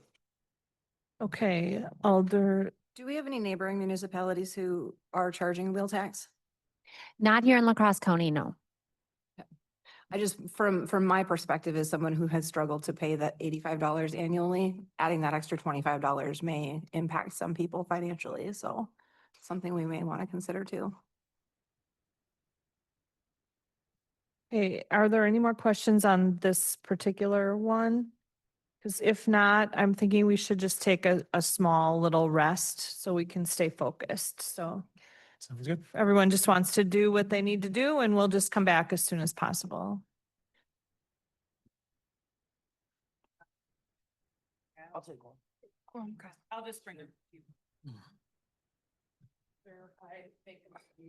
He was going to bring my mom. I was thinking it myself and then too. Yeah.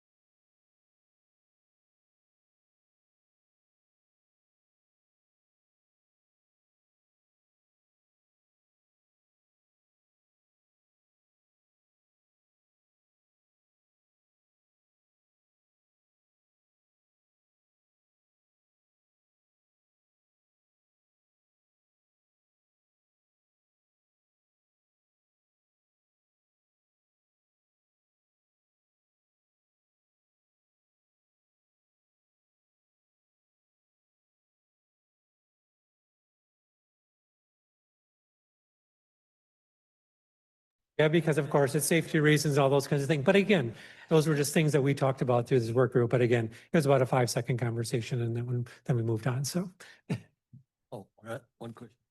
Are the lights set up on some sort of automatic system for sundown, sunup, or? Yeah, so each street light, the downtown lights are actually cabinet run. We own those lights downtown. So the cabinet with a sensor in them. But the typical street lights you see utility owned throughout the city have a sun up, sundown sensor on them. So they are supposed to be shutting off and turning on. The utility companies don't actually meter each. They just know approximately throughout the year how many days of on and how many days of hours that they'd have, and they just give us a flat charge per street light. We can't adjust it to make a half hour. No, earlier. no, Yeah, okay. no. Thank you. Okay. all right. The next one is the park and recreation programs. So in here, these are not necessarily more of a fee, the first two at least anyhow. Talk about after-school care, which would be a new program for the city, expanding the summer day camp, but then there is also the administrative fee on there. There was a memo that was included in your packet with some additional information. I'll turn it over to Dan Wick to provide any additional information that he wants to provide. Yeah, the memo is pretty straightforward with just the different options that we have with the addition of the Dash Center. Looking at adding an additional site for our day camp program, increasing the numbers and running 2 sites. We use that based on the number of based on the calculations that we had from 2024, and just increasing that. That's all dependent that all sessions would be filled with the number of kids that we could take at each location. The after school program, this is something that we know there's a need. There's always a lot of people looking for this. So again, using the new Dash Center that we would look at doing this. This is based on 2 staff, 14 participants, and going up from there, going with a monthly fee. Again, this would be care for no more than 2 hours. We would need to work with the school district and things to see if we could get some type of transportation and stuff to the site. So there's more work to be done, but that would be a way and providing a service that we know there's definitely a need for. And then the third is the administrative fee. We've looked at this a lot. We analyze our fees each year. We look at the market of the area, what people are at. But this is just to try to generate a little bit more revenue and cover some more administrative fees that we have with our programs. And so those numbers are both at 5% and 10%, which are on the screen. Okay, thank you for that, Dan. Are there any questions regarding these? Alder Jurassic? Thank you, Mayor. For the after-school care, how late would that run? We are planning 3:30 to 5:30. 2 hours, okay. Correct. So what happens past that? Well, if they definitely need it, but most of the aftercare programs do end at 5:30. Now, if there's a need for somebody to be later or something, we can always work on that. But our summer day camp program, we say will be open till 5:30, and majority of the kids are gone before 5 o'clock. Well, and keep in mind too, these are concept ideas, and if we do decide to go, every single one of these needs additional work if we're going to move forward with them, so. Great, thank you. Thank you, Mayor. Yep, any other questions? Great. The next one is grant writer. This was not on that slide earlier that had the 3 different columns. This is one that I happened to add just because it's been on my radar, for the last at least 1.5 years probably. When I'm out and about at different conferences or different meetings with different peers and those kinds of things, grant writing comes up quite often. A lot of the municipalities out there want to have a grant writer, but they don't necessarily know where to start, how to do it, or what resources are available. And so this is something where in those conversations, we also talk about that there are grant opportunities out there that are not being utilized. So it's not uncommon to have a fair amount of grant money left on the table, so to speak, and not being utilized. So I think that there is an opportunity for the city to supplement some of its operations. Again, typically it's going to be one-time things. Just depends on what the grant opportunities are out there. But again, a lot of times with the organizations, time is an issue, having somebody who's dedicated to doing that. Right now here, departments do what they can to apply for the grants they're aware of. And so I think that this could be an added benefit. The CDA is currently looking at doing something in regards to what we call a fractional employee. There are organizations out there that have full-time grant writers, among other services, that will then contract with an organization, whether municipal or private, and they will provide services in regards to grant writing. So what I'm going to focus on here. So the CDA is talking with an organization right now about how that would look. Basically, what you do is you structure what it is that you want to see this person do. What is the amount of time you want committed to it. So this particular organization that we're talking with right now, you can contract for 1 hour a week. You can do 30 hours a month, whatever that looks like, whatever your parameters are that you want to accomplish. You can set that. And then again, once you become to an agreement, that individual then would work for, in this case, we're looking the CDA assisting with some form of economic development within the city. And so again, it's a fractional employee type of situation. I think that makes more sense than necessarily creating a position for an employee of the city. And so that is something that I think the city could benefit from. And so it's to certainly encourage the council to consider that as well too. Ideally, what the plan would be is if this is something that would be implemented, it would be create an RFP, because this would be something that would have to go out for RFP, presumably. But also, what is it we're looking for? What is the time commitment we're looking for? What is the budget we're looking at? And then start planning that to be in effect for 2026. That would just be my thought process on that. But again, we'll talk more about that when we get to the recommendations.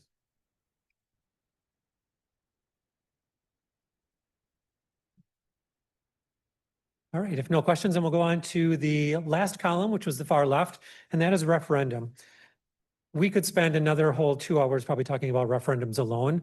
We won't do that. I'm just going to give an overview. I think people know, generally speaking, what a referendum is. Obviously asking the citizens to vote to allow us to go over our levy limits. There's obviously operational referendums, but there's also capital referendums. This would be looking at the possibility of doing an operational referendum, again, to go over the levy so that we can apply that to different operations across the city. You can do a referendum for a specific time frame, 5, 10, whatever number of years. Obviously, you would have to go back and revisit that after that expires, unless you find a different funding mechanism to replace that funding. You can also do it for an ongoing. In other words, it goes on forever. That is appealing in some sense, although as inflation continues to go, whatever you ask for the ongoing eventually is not going to be enough as well too. And then you're still going to need to look for other sources for funding. In regards to referendum, again, there's a whole lot that goes into it. We brought in speakers on this particular topic, talked to a couple of different ones. They gave us some of the things that they would recommend if you're going to do this, the things you should consider. Consultant was a very highly recommended, because this is a very nuanced area with things that you should or should not be doing for that matter. And so again, this was just an area where if this is something at some point the city was looking at doing, again, it would require a much more deeper dive. The process typically is 6 to 18 months. I'll be honest, based on the things we heard, 6-month turnaround would be a really tight schedule to do. Generally speaking, a 12-month time frame is what you'd be looking at in order to meet certain deadlines that you have to meet as well. Obviously, the potential is for the referendum to not pass. And in that situation, then you have to start looking at other sources in regards to funding as well. So again, this is an option that the city can consider, that the council consider in regards to if and when this is something that we need to pursue. So again, definitely a very broad overview of what it looks like. I just gave some very basic steps there and what it looks like. But again, we would do a much deeper dive in it if this is something that council wanted to pursue.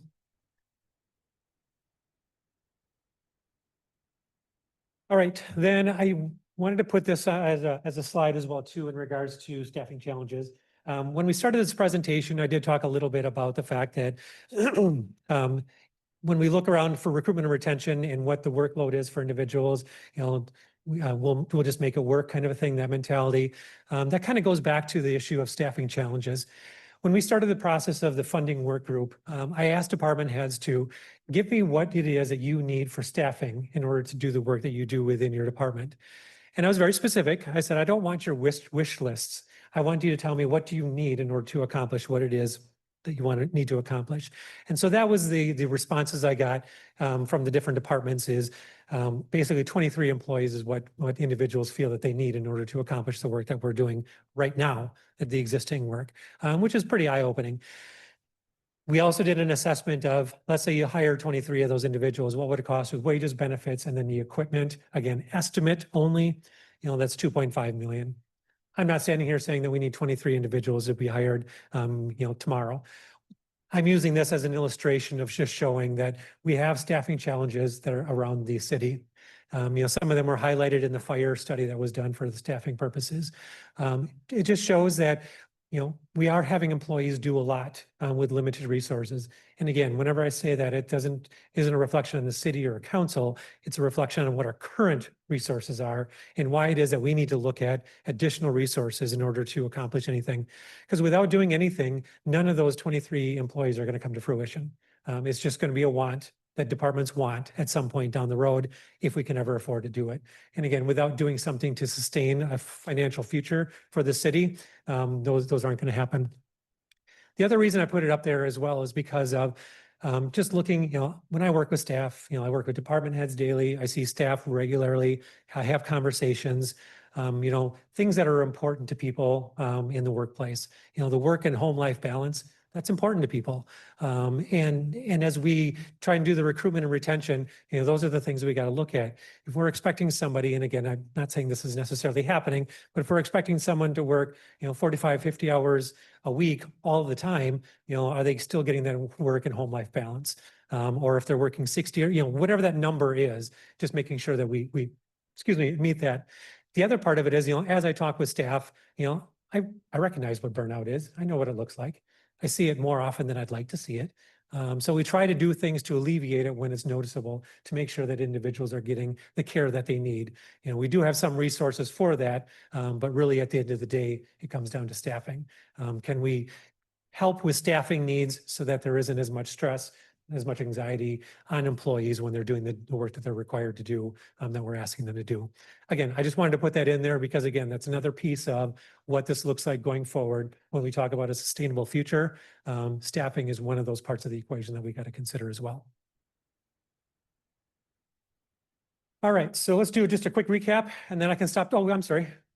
One quick question. The $2.5 million figure, is that pay or pay with roll of vacation, insurance and all that? It'd be pay with benefits and then equipment such as, for example, if it's an office job, it'd be equipment, a desk setup and a laptop, licensing for certain programs.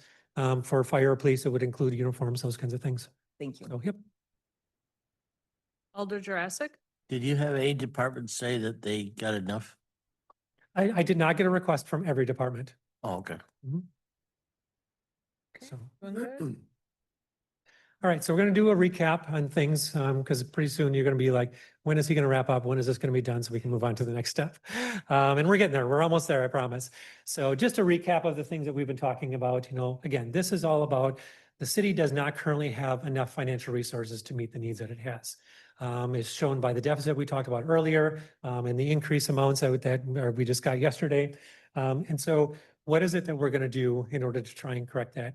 And the reason I say it that way is because it is a collaborative effort. While at the end of the day, you as council members are the one that are going to point us in the right direction as to what you want to see happen. It is a collaborative. It's as council member said earlier too, or as the mayor said earlier, a lot of work went into the things that you heard tonight. And I know it might have got long at certain parts of it, but again, it's just, these are the things that we feel that a combination of some of these things are really going to be important for us to reach the goals that we want to reach. And so our goal is the financial sustainability. And what is that going to look like? Again, we're looking for direction from you. How quickly can these things happen? Obviously, the sooner the better from the staff perspective. We're in our 2026 budgets right now. And so we need to be able to plan for what does 2026 bring for us. And so we need to do some of these things sooner than later. But again, we need to revisit these and we may need to tweak things as we go along as well too. So just a recap of things that's why we're here tonight. And so now we're going to go into what are some recommendations in regards to next steps, so to speak. So these recommendations, they do come from me specifically, but they were in combination of conversations with the funding work group, individual conversations with staff around the city and just conversations in general. And then also what I observe in my job and what I see as administrator. Again, seeing the different departments on a regular basis and what goes on within them. These are some of the things that I feel are important in order to establish that foundation for that financial future for the city. The reviewing existing revenue sources, I'm not going to spend a lot of time on that, excuse me, because we've already talked about that a couple of different times through this presentation. But that is something that we will do. It's already being done, but we will review that again and go from there. The next two bullet points, in my opinion, are one or the other. One is we either increase the public fire protection charge. That's one we already have. We would increase by approximately $15 a quarter, and enact the streetlight user charge. If you do that, it's a combination, between the combination of the two of them, you're looking at roughly $650,000. That's nothing compared to the things that we need around the city. But that is a step in the right direction. It will help us in 2026 and will get us on the road to having that sustainable future for the city. Or enact the municipal vehicle registration fee and the streetlight user charge. Again, that is essentially the same $650,000. At a minimum, I would say that one of those two options is needed at least to get us through in 2026. Again, it's still going to be a challenge, but again, at least it gets us somewhere. If we can do that, and maybe a little bit on the revenue side of things, we can work through it that way. I would say we need to evaluate for a contracted grant writer position as well too, which again, the reason I bring that up is because that is something that would need to be included in the 2026 budget. And so then it's something that we would start working on right away to see what that would look like and see what kind of a budget we'd be looking for somebody in that position. And then the other thing, again, specifically for this year, is we need to continue to assess what are our next steps. And I have on there some proposed next steps. I'm going to go over those in a moment. But again, we have some immediate needs and then we have some longer term needs, and we need to continue having those conversations, whether it be monthly at the regular council meetings, whether it be, on occasion at a special meeting. We just need to figure out what that looks like. So this is something that we continue to talk about. In the proposed next steps, this is something I want to touch base on. And I know I will acknowledge Chief Floody and I have had conversations about the fire protection assessment fee, the timing of that, the SAFER grant. I do not question the fact that the fire department needs more staff. I'm not going to question that whatsoever. There's some stuff involved in getting that fee implemented, the fire protection assessment fee, hiring a consultant, going out for RFP, hiring the consultant, having them do the work that needs to be done. What I will say is, regardless of when that process happens, in my opinion, that is one of the vital pieces that we need in order for the sustainable financial future of the city. I think that's something we have to do. And the reason is for the reasons we talked about before and for the memo as well. It gives us that ability for any increases in the fire department, that we have another mechanism in order to plan for those. And it also gives us a mechanism in the general fund area that any of those increases in the fire department, we don't have to provide for those out of the general fund. And so then that does, and I'm using the word free up, even though that's not technically what it is, it frees up some money that we can utilize for other things as we move forward. So I think that that is a very important piece of it. Again, the timing of it, that's the piece of it that we got to figure out when is best to utilize that.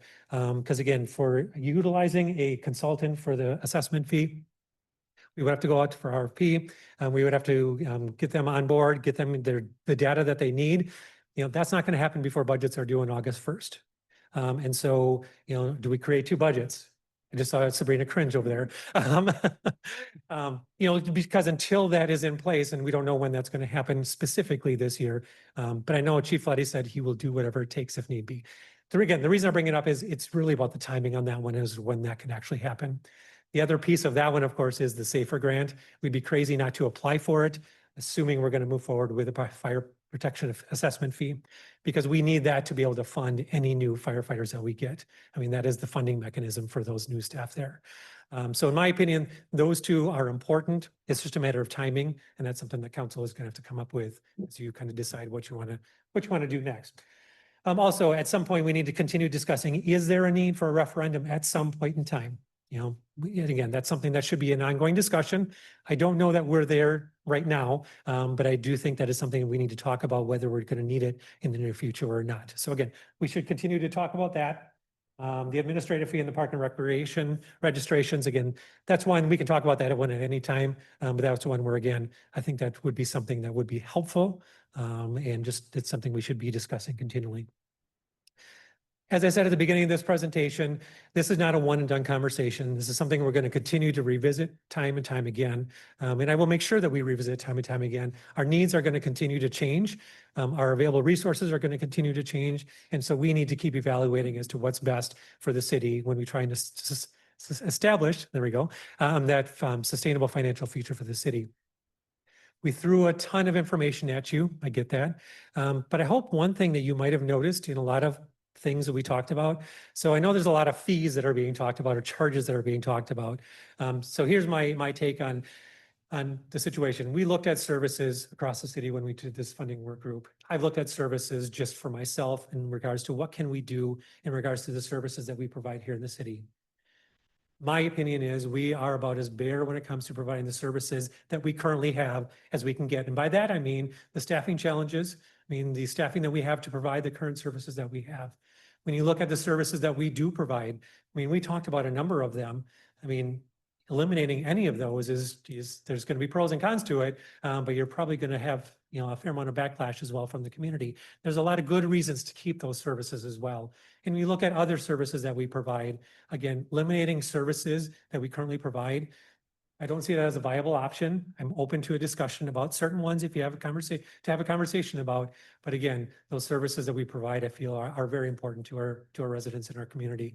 And so I don't see where eliminating a fair amount of services is going to help us get out of the funding challenges that we have going forward. So that's why we focused a fair amount on the fee side of things. But the part that I hope you recognize as well too in the discussion about the fees, I think pretty much everybody had a comment. These are becoming more popular across the state. And why are they becoming more popular? Because people need they need funding sources. And so that's why. So this is not, we're not isolated in looking at these types of things. This is happening across the country, but these particular ones are happening across the state. And that's why they're becoming more popular. So I strongly encourage you to consider some of the things that we talked about tonight, whether it's my recommendation, whether it's other ones. We do need to do something to move forward so we can start building that sustainable future for the city of Onalaska. All right, I'm going to stop talking now and I'm going to let you all ask questions, start having discussions, go on from there. I just want to thank everybody for taking the time to listen tonight. I know it was lengthy and we've been going on here for 2 hours. And so I appreciate that. I do want to thank everybody who was involved in this work group and even providing information into this presentation tonight. This would not have happened if it wasn't for a collaborative effort with everybody. So I just appreciate everybody's willingness to cooperate and have this conversation. So thank you, and I'll turn it over to council. Okay, Rick, let me ask you first, when we turn over to the questions and discussion here, what outcome do you desire of the discussion that we will have next? I mean, ideally, from a perfect world, we would have some direction on what we're going to do for 2026, so we can start working on 2026 items. Okay. Items for beyond 2026, don't necessarily need to resolve that this evening, and we can come back and have a further conversation on it. But ultimately, looking at right now, 2026 is what we're looking for a direction from sooner rather than later. So if you could have direction for what to include within the 2026 budget, or if there were items that more information should be gathered before there could be a preference for those, so that you don't end up including it in the budget to later find out the council doesn't support that idea. And then you'd have to backtrack at a very late date after presentation of the budget, correct? That is correct. Just trying to flesh it out in advance so we Sure. can have a discussion that is on point and time efficient. Yep, absolutely. And I will add to that as well too. Aldernott, I'll get to you in just a moment. And so when I'm talking about what we're going to do for 2026, if there is a fee that needs to be implemented to help with the budget deficit for 2026, if we can know that tonight, that would be ideal. So we can start moving forward with whatever that process looks like. If it's gathering information, if it's completing whatever it looks like, we can start working on that immediately. Because again, we're running up the deadlines. So if it's for 2026 to work on the deficit that we're looking at for 2026, again, tonight, ideally, at the latest, I would say at our next council meeting in July, that we would come up with some plan at that point in time. Thank you. Chief Floody, did you want to say something? Yeah, I just had a quick comment. If I could get an answer on the SAFER grant, there's a considerable amount of work that's already gone into the grant process. in order to try to get it ready prior to July 3rd. And there is more work to do, both with finance and within the fire department. So an answer on that tonight with the July 3rd deadline looming would be good, If possible. if possible. Thank you. Okay, any other staff want to comment before the council turns to their discussion? If anyone had something they wanted to say, I want to make sure they had a chance. Okay, I'll turn it over to the council then for discussion. Alder Knott, I think you wanted to go first. Yeah, just some broader, I guess, perspective here too, before we go into actually with the recommendations. So we have in the packet that we have a projected $388,000 deficit for 2026. I asked Sabrina what would be a reasonable multiplier, if you will, for inflation, additional costs, what have you into the future. And that came out to be approximately 10%. So 2027, $427,000 deficit if we do nothing. 2028, $469,000 deficit if we do nothing. 2029, $516,000. Looking 10 years out, that goes up to $900,000 deficit. So that's why a lot of these things, like there's probably a lot of this here that is not going to be real popular potentially, but the option of doing nothing is really not on the table. We have to do something. And that's if we stay exactly as we are right now with no additional staffing, no additional fire, no additional police. And then the other piece here too with these recommendations. So you said it was 600, how much, Rick, if we go with the first recommendation? 650,000 roughly. 650,000. So that is going to be about $175,000 above and beyond the 388 deficit. And now my real danger too is if we go down this path of whatever options we choose, that doesn't mean we can spend that money next year. We need to replenish our equipment replacement fund that has taken a huge hit on the fire truck. We've committed excess revenues towards staff, which is risky. Whatever route we go down doesn't mean we have to spend every penny next year, nor should we. All right. So then I guess I'll finish up with I personally support the recommendation from Rick for the public fire protection charge and enacting the streetlight user charge. Both of those are user fees. Every single resident in the city of Unalaska uses those resources. So I have no problem with that. I think that's a fair fee to help us get healthy at least for 1 to 2 years. I also, why did we not include on here, for instance, the after school and the summer daycare programs? Because those are revenue generators and they're providing a service that is needed. And those essentially are programs that are still in the planning stages. And so as you know, we don't know exactly when they're going to start, but they're still in the planning stages. So those may very well come along at some point in time. Okay, but not now. Don't want to necessarily rely on that's going to help us with 2026 specifically. Okay. And then lastly, I'm kind of leaning towards recommending that in 2026, we might want to consider hiring a grant writer. And that could be on a 2-year test basis.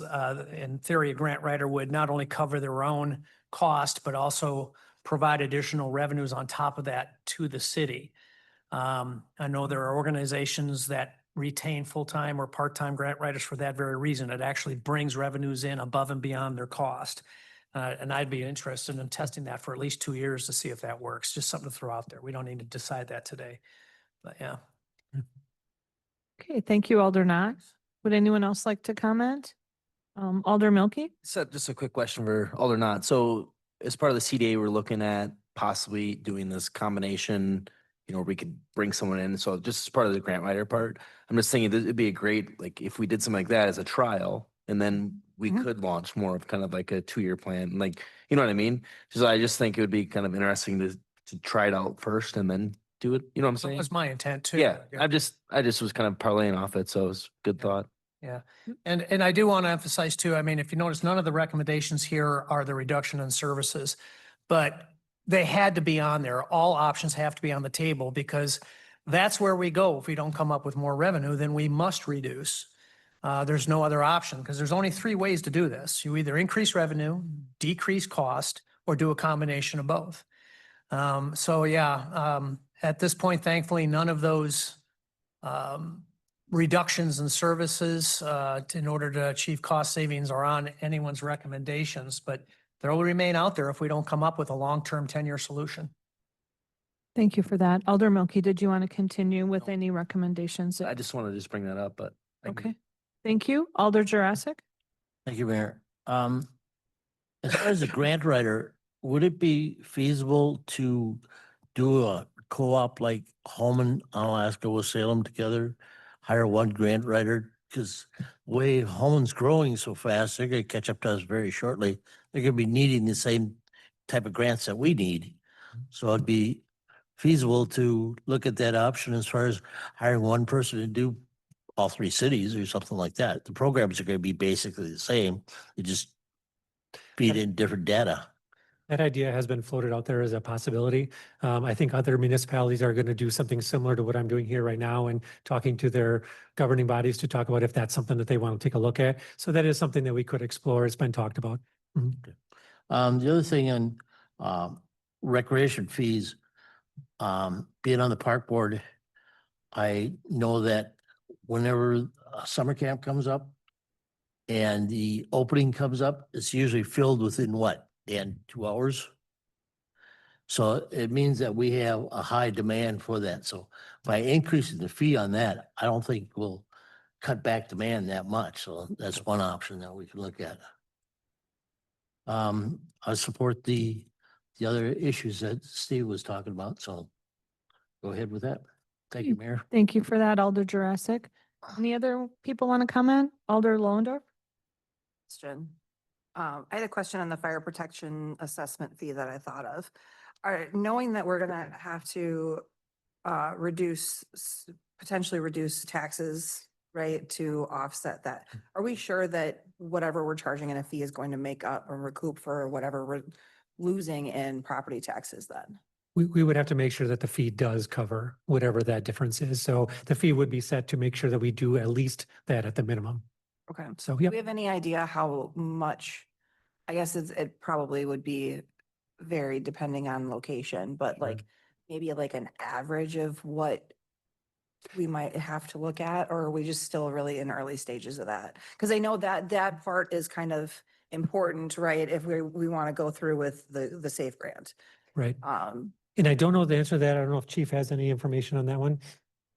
I mean, if we're just going to build out the framework of the fire protection assessment fee and just roll with that and with no additional money, for SAFER grant, for example, there are places that are going to see your taxes go down actually. Because now you're incorporating the non-taxable structures as well. There might be some that go up. And so this whole fire protection assessment fee, it's really gonna we're gonna be reliant on a consulting to figure that out. I don't have the numbers. I do have what it would cost the city to hire 9 firefighters. As far as our portion, and these are just rough numbers. The city's portion would be $206,000 for the first year. And then it would go up from there based on cost of living and benefit increases and that sort of thing. So for 9 firefighters in years 1 and 2, roughly $206,000 is what the city's cost would be. To hire 3 firefighters outright right now, just 3, without any SAFER grant option is $275,000. So we'd be getting 9 firefighters at less than the cost of hiring 3 outright. Yeah, they would definitely benefit us to be able to get that grant. I'm just thinking long-term, we want to be able to continue to pay them once that time is up. And year 3 it looks like it's only 35% that they're paying. So we have a significant more portion that maybe we had been used to. Correct. And I guess that's why you almost have to tie the SAFER grant in with the fire protection assessment fee, because that's your mechanism to fund those positions moving forward. So obviously the fee would increase from there. Yeah. Okay, thank you for that. Okay, so Alder Wolf? Thank you. So, first of all, I want to thank those who have participated in this. And I think one thing that I've said for years is that one thing that I really detest about the federal government is that no one ever seems to be honest and or sincere about what their task is. And because they go ahead and have this much of a budget, and then before they even start talking about it, they start taking everything off the table. And it's like, well, then you're left with literally nothing. This, I don't do my home budget that way. Everything is always on the table. So I appreciate that. One thing that I have a concern about is that I think our city administrator Rex said something earlier that, you all did the work and now he's presenting us and others presenting this to us tonight. And we got this Monday and you all have had this where you've been beating it to death. Maybe I just don't remember, but I didn't even realize that there was a committee going on. So there's all this going on. So you all know it. And and council gets less than 3 days to go ahead and, and I have no problem trying to cram and whatever, but there's just a lot here. And as someone who likes to make sure that we're making the right decision the first time instead of backtracking, that is my concern that, I don't want anyone to, I certainly don't want to feel like decisions have already been made because we're just hearing about this. A couple things is that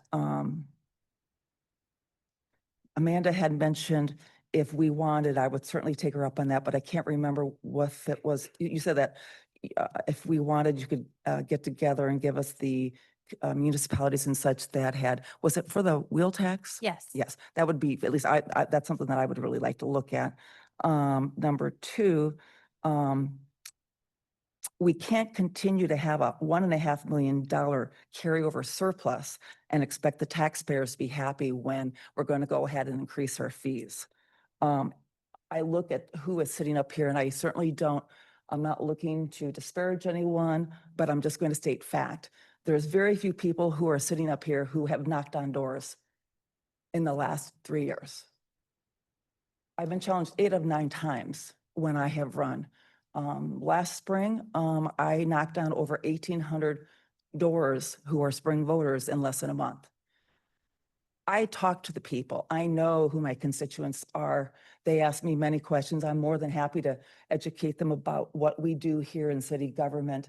I've always kind of joked that I feel like I'm one of Alaska's biggest cheerleaders because I think we do a fantastic job here when we have the staff that we have and, bottom up and top down. I mean, we have phenomenal people who do a hell of a lot of work. People, for the most part, they don't even understand what goes into running a municipal government. There's so many layers, and I think it's very easy for people to take things for granted. But I know we've had a few people come into for public input through the years and be very appreciative, which we don't get to hear very often. But that's not the business that we're in, and that's fine. I know what we're up against, but so in the meantime, the last 3 days I've been just kind of running some of these possibilities by some of my core people who are either call me from time to time or I've had a working relationship with them for quite a few years. And just in the street light user charge, I think we will get persecuted. Just the name of it, because I can hear people saying that, and some of the people said, "Oh, so like, do I get to name my street light, or does it go out? Do I have to?" I mean, there's just all this weird stuff because people. For me, I would be 100% behind the public fire protection charge and the municipal vehicle registration. I think it came out about the same you had mentioned earlier. Correct. One thing that I'd like to hear more again is about. Is it the SAFER grant that you would like to, I think I just need another 5-minute pitch from you about that, or someone. Because the way I hear, what I'm hearing is we're looking to hire 9 people through it. and it's graduated year 1, year 2, and year 3, we're at 35% or something. And then what happens to us year 4? That's what I want to know. Yeah, year 4, the city would be on the hook for 100%. So it's a 3-year grant process. Year 1, the federal government pays 75%. Year 2, they pay 75%. Year 3, they pay 35%. And then on year 4, the grant is essentially done at that point. And again, that's where the fire protection assessment fee comes in to pay for those additional personnel. And that's why I kind of tied those together. Okay. Uh,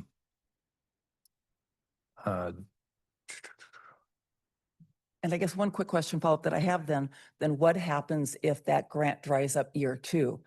Because I know there's, I don't know whether it's federal or state, but we're required to we can't lessen our public safety correct. budget. So my concern would be what happens if, the rug's pulled out from underneath us, and then what do we do?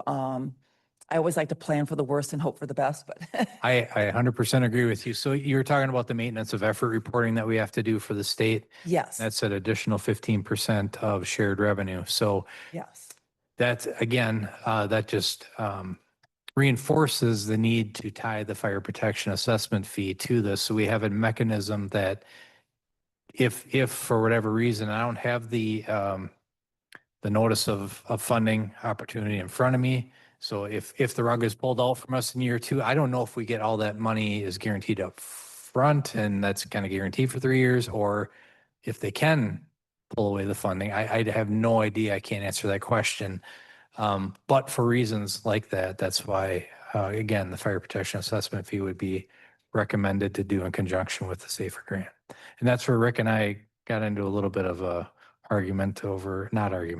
discussion over what order that should go in as far as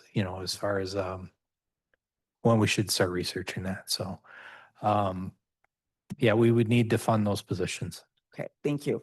Diane, can I add yes. one thing to that as well too? And I know Chief and I haven't actually talked about this, but these would be new positions. So my understanding is there's a process we would have to go through to create new positions.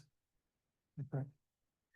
And if and if Amy wants to talk about it, but again, because it would be new positions created, there would be a process we'd have to go through in order to create those positions in the first place. So that would be an added step that we would have to do as well through that process. And I'm guessing that our current living quarters would not support that. We'd have to do something, because I know we've talked about that, right? Yeah, and actually we came up with a plan. So we put a lot of time and effort into this. We have one bunk room remaining upstairs currently that's vacant. So it houses a 7th firefighter on shift. The lieutenant's office was originally built for, originally it was built to have a bed in there. We could do a rollaway bed in the lieutenant's office.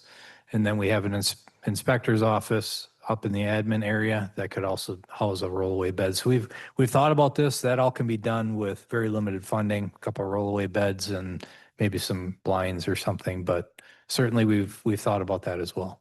Okay. And I think the last thing I have is, well, I'll say that to last. So second to last is what I heard from, it's just a very small number of people who I talked with, and I made sure I didn't put the thumb on the scale of whatever. I just asked them point blank, when you hear this, I think about the thousands, tens of thousands of people that go to the library, that use the library, and that touches so many ages and generations and the memory. I know when we first moved here, the library, we lived at the library for story time. I think about the pool, and, you think about all the recreation, and we talk about being vibrant and such, and, it's, my daughter learned to swim, I'm sorry, she didn't, sorry. But there's so many children that do get, probably thousands, through the years, who have learned to swim there. And, I think we all have probably our opinions of, oh, we couldn't do this or we couldn't do that. But I do appreciate that we're at least having them all on the docket to talk about pros and cons. But I'll close with this, is that we haven't asked the people. I think before we seriously consider, and maybe that's in the future, but I don't know, I think before we were to get really serious about either closing the library or the pool or other services like people like the municipal government services like recycling and garbage. They've been pushing for the last several years about having recycling pickup every week. But Jared, didn't you say it was like was it 150? You gave me a quote maybe a year or so. It was not cheap to, to increase that so to even go backwards. But I just think that at the end, if we think about doing something serious with those other items that maybe are not on the table right here on this recap, that we ask the people. At least that would be one suggestion. Thank you. All right. Alder Banash hasn't had a chance yet, so we'll have him go next. Well, the way I see this is that the perception of the city residents is what is expected, what's necessary. And we can pretty much agree what's necessary. Police, fire, what we do here in City Hall, Park and Rec, our roads, streets, things like that.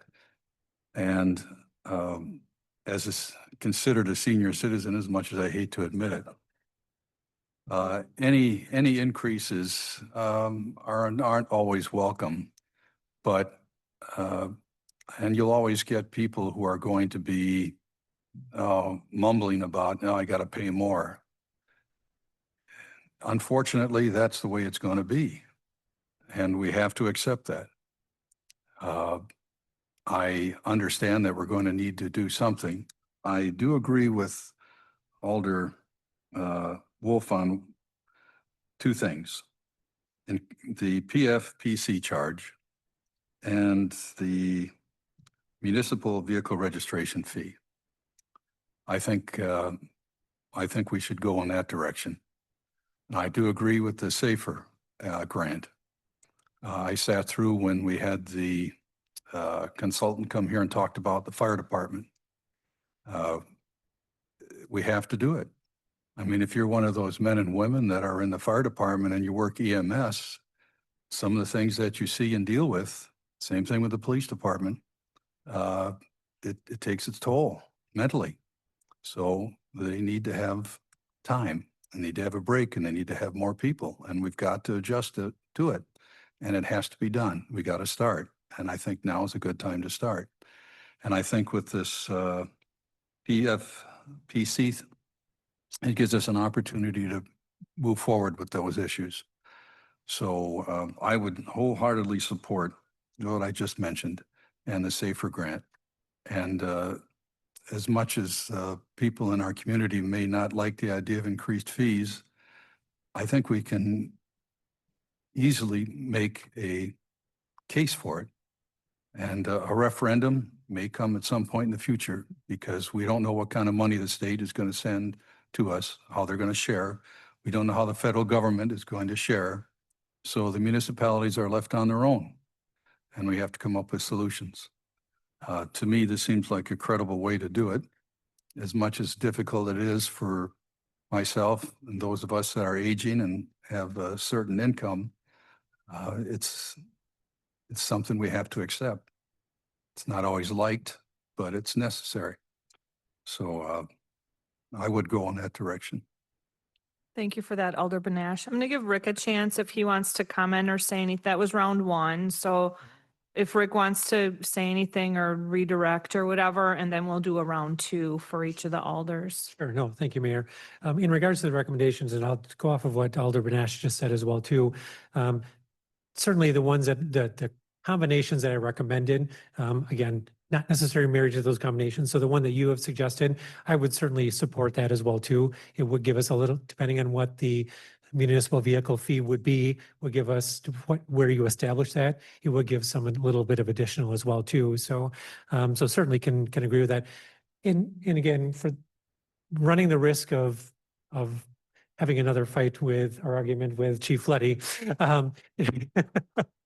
my only thing about the SAFER grant is we just got to keep in mind that the SAFER grant is being applied for to hire X number of firefighters. And so even at 75%, we still have to come up with 25% of whatever those numbers are. And so that would be something that would be added on to whatever we have to find in the budget. And again, I get the need for them. I'm not disputing that. It's all about the timing and how that's going to work. So when it comes to the SAFER grant, I just want to make sure that we're all on the same page as to what we are going to need if we proceed with applying for that grant. It's a wonderful thing to do, especially if we have the assessment fee in place as well. But again, just one thing I wanted to bring up. Well, and we're making a future commitment to that money that we Correct. don't have a funding source. Correct. Yep. Okay. Are you? Yeah, I'm good. Yeah. Okay, now we're gonna go for round 2 for the counselors and Aldernott is ready. So, yeah, several things. So first off, just to get into the minutes, I've got to have a contrarian view to something that Diane had said, in reference, not having excess revenues that we save and that we should be spending more of that. I think it's actually very easy to explain to our constituents why we need to bank our surpluses. I don't think there's anyone amongst us in their household who plans a budget to where they spend every last penny every single year and save nothing. And it's important that we have these excess revenues so that we can do things like replenish equipment replacement funds when we have fire vehicles that come up every other year, every 3 years, or other options, as well as, the emergency costs that are unforeseen, because that money also earns interest too. And that helps to mitigate future costs. And that's exactly what we do in our own households. So we do have to budget to where we understand that we have to have these surpluses as well, or we will have a broken budget. It's just a matter of time because we'll guess wrong, spend every penny. Oh my gosh, it costs more than we expected. Now we have a true deficit and we have no way to pay for it. So yeah, we do need to save 100%, just like any other household would need to do that. Second, it sounds like we pretty much have a general consensus on the PFP. So I don't know, Mayor, if you want to, take a soundboard on that at some point, because the PFP sounds like it's pretty much, I haven't heard anyone disagree with it. Likewise, with the SAFER grant. Okay, so Chief, I'm just taking a guess based off the total cost for 23 people. You had to have 9 out of that much. It looks like that by year 4, we're talking about $1 million a year out of our budget that we don't currently have. You mean the 9 The 9. firefighters? Yeah, so at year 4, it would be about $1 million. That's what I figured. And actually at year 2, our deficit, if we do nothing, which I understand we're going to be trying to take some action on it, year 1, our deficit would go up to 594K, because you said 206, right? And at year 2, it would go up to 633K because of the 10% from the previous. And then I didn't even do year 3, and then year 4 goes up to $1 million. So we just don't have that, is the bottom line. So if we were to do that SAFER grant, we are taking a huge leap of faith that we're going to find this additional revenue streams to pay for it. In addition, pay for the ever increasing cost of the city too. I don't know if I'm willing to take that kind of a risk at this point right now. Maybe we go with a partial. I don't know that we can I mean, I think it's very reckless to go with a full 9. I'd like to, but I just don't. That's $1 million plus so that's year 1, 2, 3, 4. So we're talking, our deficit would be about $1.5 million at that point if we do nothing, which we're doing some, but that only recoups about, well, depending which plan we go with, between 650 to, I guess, would be about $800,000, which is roughly half of where we would need to be in 4 years. So we're actually expanding on our problems here. It's my concern. I think Chief wants to respond to that. Yeah, I guess that's where the fire protection assessment fee comes into place. So you can raise those fees independently of the tax levy. So in order to pay for those additional 9 firefighters, which the 2025 staffing and facilities study called out, that we certainly need, and I think it's recognized by everybody on council that we need those positions. That's where that fire protection assessment fee comes into place, is that we can raise the fee in order to pay for those firefighters. So thereby it would kind of, you know, you wouldn't be in that deficit position necessarily if council agreed to raise those fees to pay for those firefighter positions. Does that make sense? It does. Okay. Let's see, what is that additional cost to the?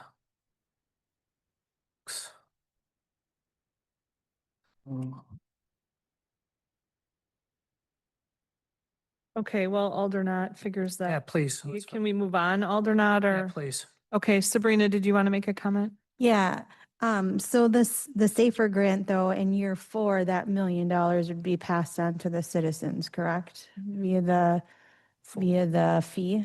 So that would increase the fee substantially in year 4. Correct.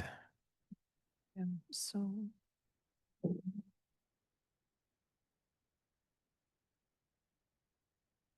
Okay, Alder Milky has a question about Yeah. this particular. Chief, do you know for this, so I know for the fire protection charge, you know, we're looking at it roughly be $82 a year for the individual household. Do we know what the fire protection assessment fee, what it would start at? Without a consultant, I wouldn't even want to venture a guess. Do you know when that would need to, like, when we want that to go into place? Because that's something we're gonna need 2026, this 2027, like when would that, like the timing of that? So my recommendation would be that if we're gonna pursue the SAFER grant, at whatever level, 9 firefighters, 6 firefighters, whatever council decides to do, if council decides to pursue that grant, that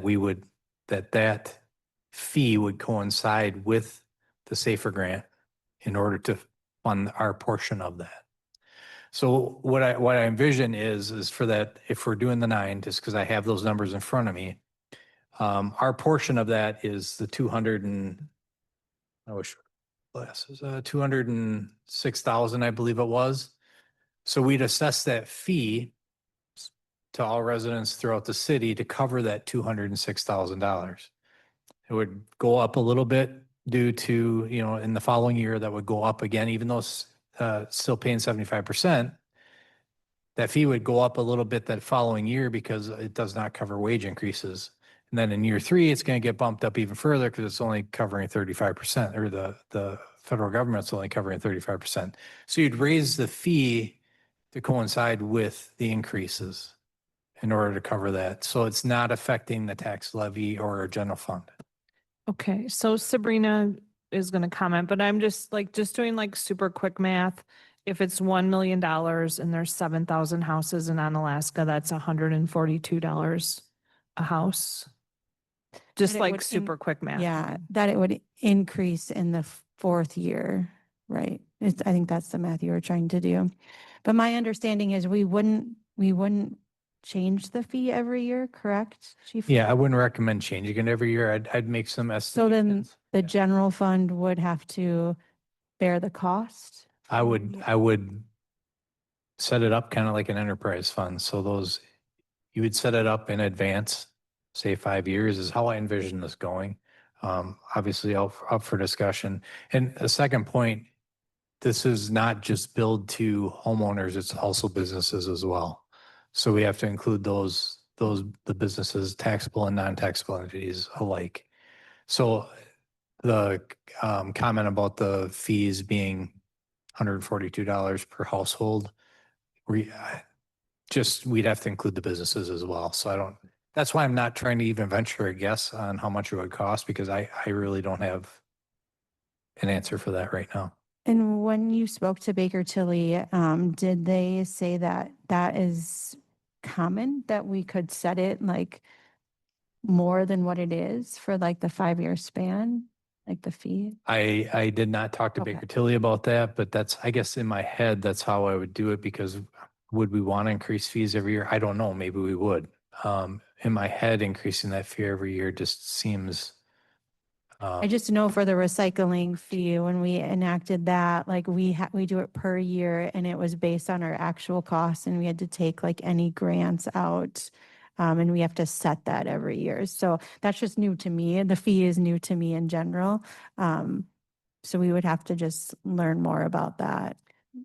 I would just echo that I think that has the most sort of information we need to flesh out. For example, how are we going to tax entities, or how are we going to apply a fee to entities that don't receive a tax bill? And so those are just some of many questions, right, that we would need to work out with that particular option. Okay, so this particular line of discussion started with Stephen Knott. So did you want to say anything in follow-up to this, Stephen? I don't think so. I guess I'd really like to, get some census on here, not consensus, but census on what out of the recommendations we're willing Yeah. to basically support right now so we Right. can do a budget. Yep, that's what we're doing. Yeah. Okay, but each person is talking when they, Okay. okay, Alder Milky, did you get a chance to finish your? I guess just when I was doing the math on this, with the two kind of that we're talking about right now, the wheel tax and then that fire protection charge, and then obviously the other one on top of this later. But with just those two, we're looking at roughly about $117 per household. But that will generate for this, not that it's revenue, but it's going to help, turn into that, but basically around, over $800,000 from just these two things. So I just was kind of doing the math on it and thinking, as Diane said earlier, when you're knocking on doors, everyone asks you, well, why would I vote for you? Are you going to raise my taxes? That's like, oh, everybody, that was like the first thing. And it's like, I understand where we're at. And then there's things that we need to do. And, I guess the overall cost of this, other than like going to a referendum, which has a chance to then fail, and then we are even deeper in hole. I just feel like this is a better option. So, Okay. thank you. Thank you. Anyone else? Kathy? Just a couple of comments, I guess. Going back to what Alder Knott said, I think personally, when I budget my own house, I also go through everything and, everything is up on the table, right? There's nothing that, even my cell phone, if it comes down to it, I can go without a cell phone for a month, right? But I think that the majority of Americans don't actually have any kind of savings. I think that there are a lot of people that do go paycheck to paycheck, and they do spend literally every penny that they have, if not more, because they just don't have. And knowing that our school district is a Title I, so 25% of our school district is low income. It does make these kind of conversations, knowing that we had a surplus, it makes these kind of conversations difficult with constituents, that how now I have to pay an additional fee when you actually made more money than you really needed last year, how to try to offset those conversations. That said, I also know that we're kind of in a pickle, right? Like, I had the opportunity today to tour both Public Works and the Omni Center, and it's kind of the same pattern, I guess. Everybody is doing kind of the same thing, which I do in my own day job, and I work for a startup. We're not a startup here. This is the governmental, we shouldn't be working like that. We should have enough people to cover all of the positions and that. So I personally, I think that the SAFER grant is going to be a good opportunity for us. I also would support the public fire protection charge. And as much as I hate to do it, I think the municipal vehicle registration is probably our better option. Just because streetlight user sounds weird. I would propose, if we can, and I don't know what legalese there is around the language, but in our proposed next steps for the fire protection assessment fee, I would love to throw in EMS if we could, just to show that that's covering like fire protection and EMS services. Again, I don't know if that's allowed or what that does to taxes, if anything, but Yeah, we can certainly do that into the name you're talking. yeah. Yes. Yeah. That's all. I also thank you all for putting all of this together. You did a lot of hard work, and it's not easy to come to these decisions and try to find ways to come up with this. So appreciate you. Okay. Anyone else? Alder Wolf, did you want another turn? Yes, thank you. When we I'm not going to say if, because I think we are going forward with whatever it may be this evening and in the future. I think one of the biggest things is that we need to inform the taxpayers in multi ways, not just one. I think that City of Onalaska seems to always kind of be more on the cutting edge, or we lead in the area. I sat through City of La Crosse a couple weeks ago when everyone's fighting about the proposed ERU and stormwater fees and such. And that came to like, I think, a 9-4 vote. It was very interesting. But what really got them behind the 8-ball was they initiated the fee back in 2011 and never touched it. And I just through the years, just living here, it just seems like I've read through the years so many times where it's usually some small community, they're just so afraid. They're definitely afraid to raise anything and kind of keep it, incremental, like I think the City of Onalaska has continued to do. Because I hardly ever hear anything about the incremental increases we do. It's the big ones that I think really sunk City of La Crosse. But at the end of the day, my personal feeling is they sucked it up and they did what they had to, because that is what was required of them. When we all sit here and have to make votes, sometimes we have some really tough decisions to make, but I've never seen any of our councils ever be afraid to make those tough decisions. I think there's always been, I think any meeting we have, I think we would always like to do more and provide more. But the bottom line is, who's paying the bills, and, it's the taxpayers. And so we have to, mitigate that with really needing to be fair. So if I could, Mayor, if I could put you on the spot, I mean, you were and elected for almost 10 years. I'm just wondering, as our mayor, do you have, if you so choose to want to add, I'd like to know what maybe you think of what is before us. Yeah, well, I'll tell you, I really appreciate all the work that staff has done on this. And, I think that this just really shows the depth and professionalism that we have with our staff here. And I mean, I would say senior staff, but it's not even senior staff, it's all of our staff. I think traditionally, what we've seen is just, cutting things or maybe coming, somebody coming up with something. And this has been a very comprehensive, deep dive into literally every possible thing we could think about doing differently. And, although you say you're just throwing this at me tonight and I didn't have all this time, it's like it's like a catch-22. It's like you can't have every person do a deep dive into all of the things. And I didn't do a deep dive into all of the things. And actually, all of staff didn't. They broke it up, and each of them took a little piece and did their deep dive and brought it forward. And then some of the things made it to the conversation and some of them didn't. It was refined by a smaller group. And now here you have before you another refinement. And so none of this is decided. Ultimately, it is the council's decision. I believe in committees and being collaborative. And I think that's what we're doing here. So I think all of these are good solutions. Some of them are easier to implement than others. Some of them have worse names than others, as I will agree. A couple of them gave me a little anxiety, which I'm not going to say because I don't want it in the record, but I know Diane knows what I'm thinking.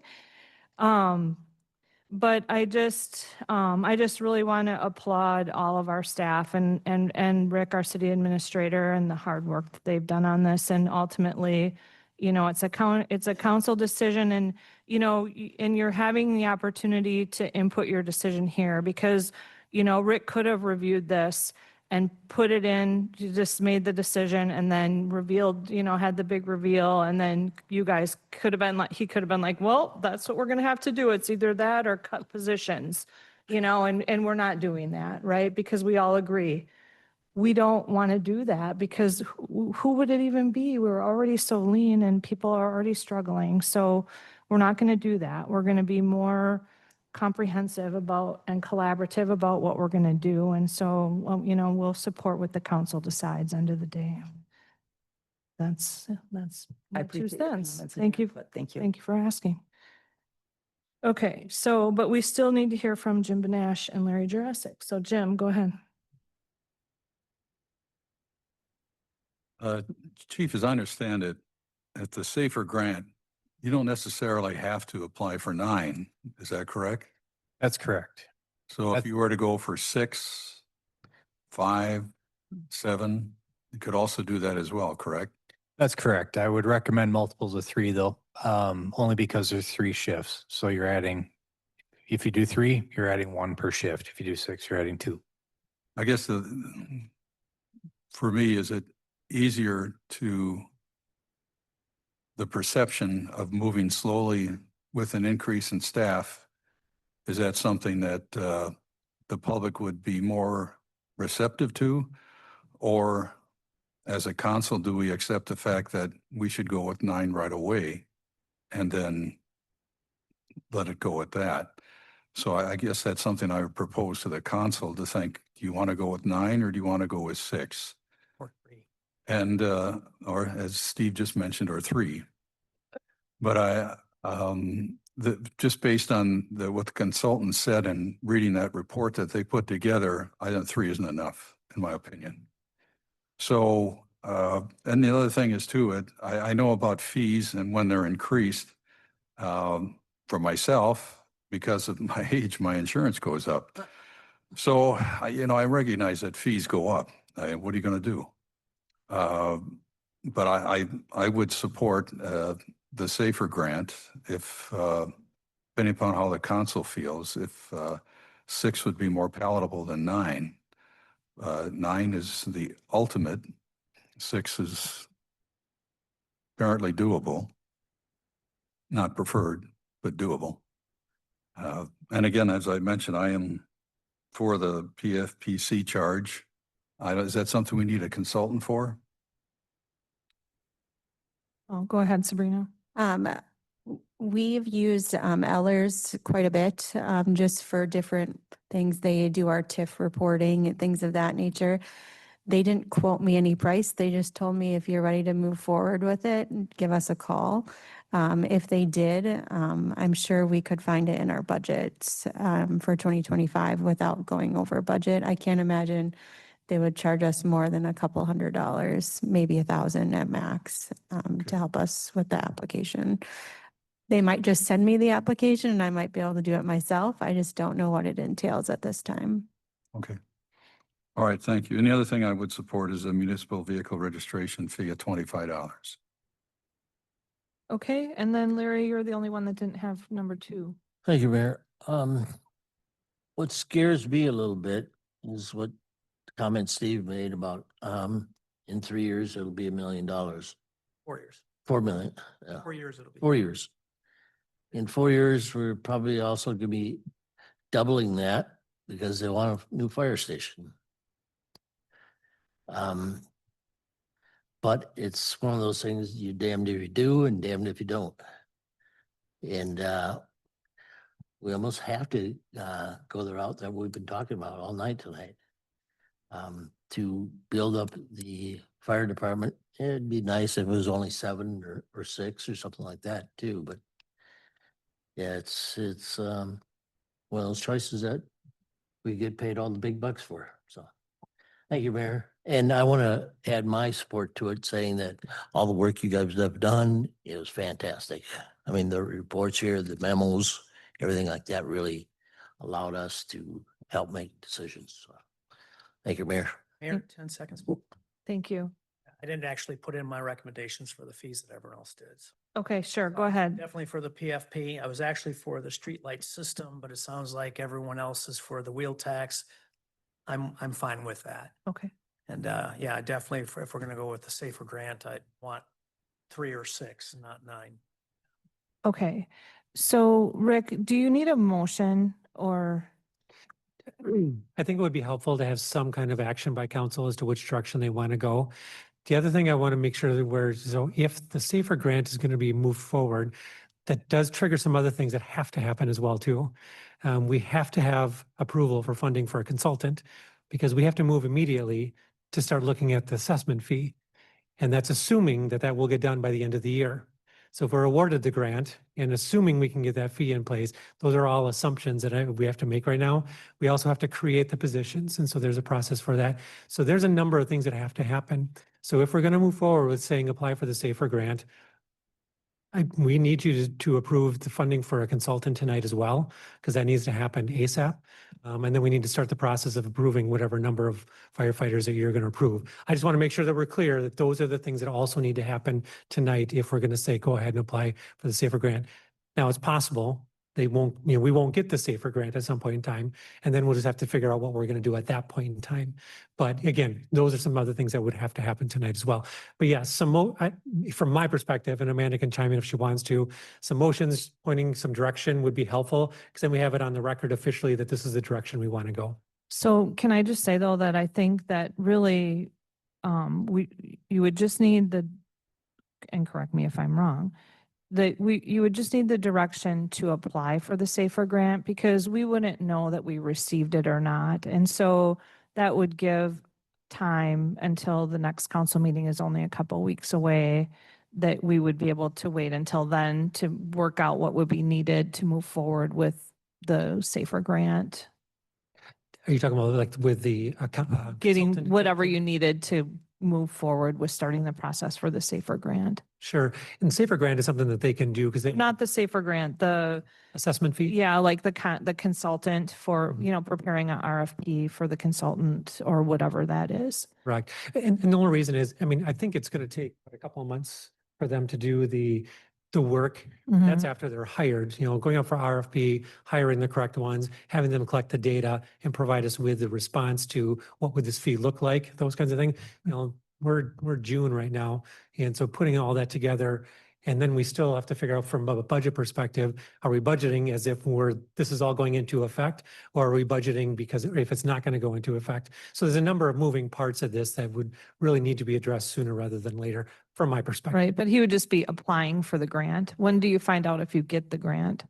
Yeah, I was going to add that. So, sorry, the grant is finished in between August 1st and August 30th, I believe you find out. You find August out that 30th at fast? the latest. Oh, that's pretty fast then. I didn't realize it was that fast. Okay, and so then the motion would just be a recommendation for you to have staff move forward with the following things? Correct. Okay, and then Sabrina? I was just going to add, if you do move forward with the SAFER grant and we do receive it in August, then we have to hire a consultant to figure out how to assess the fees so then we can manage it in our budget all in the next 6 Yeah, is that And even you have to hire possible? somebody within 60 days, or at least start the hiring process. typically, I believe. For the SAFER grant, 180. 180. Okay. Okay. I So misspoke. the I wasn't sure. approval on for that. the consultant would be for not to fill out the grant application, but to Correct. do the assessment Yep. or Yep. the fee. Yeah, the consultant they would be hired to implement the assessment fee. And they would figure out how that would be and what the charge would be. Okay, so here's another question I have with the timing. And not to be a negative Nancy here, but so, and then if we got the SAFER grant and we hired those people, like, is there a concern that when the timetable for the fire protection assessments a fee and when that timing is setting between the 2013 and the current, like the current date is being established, that these people would potentially be outside of that? Or is there enough of a window that it wouldn't matter for their wages?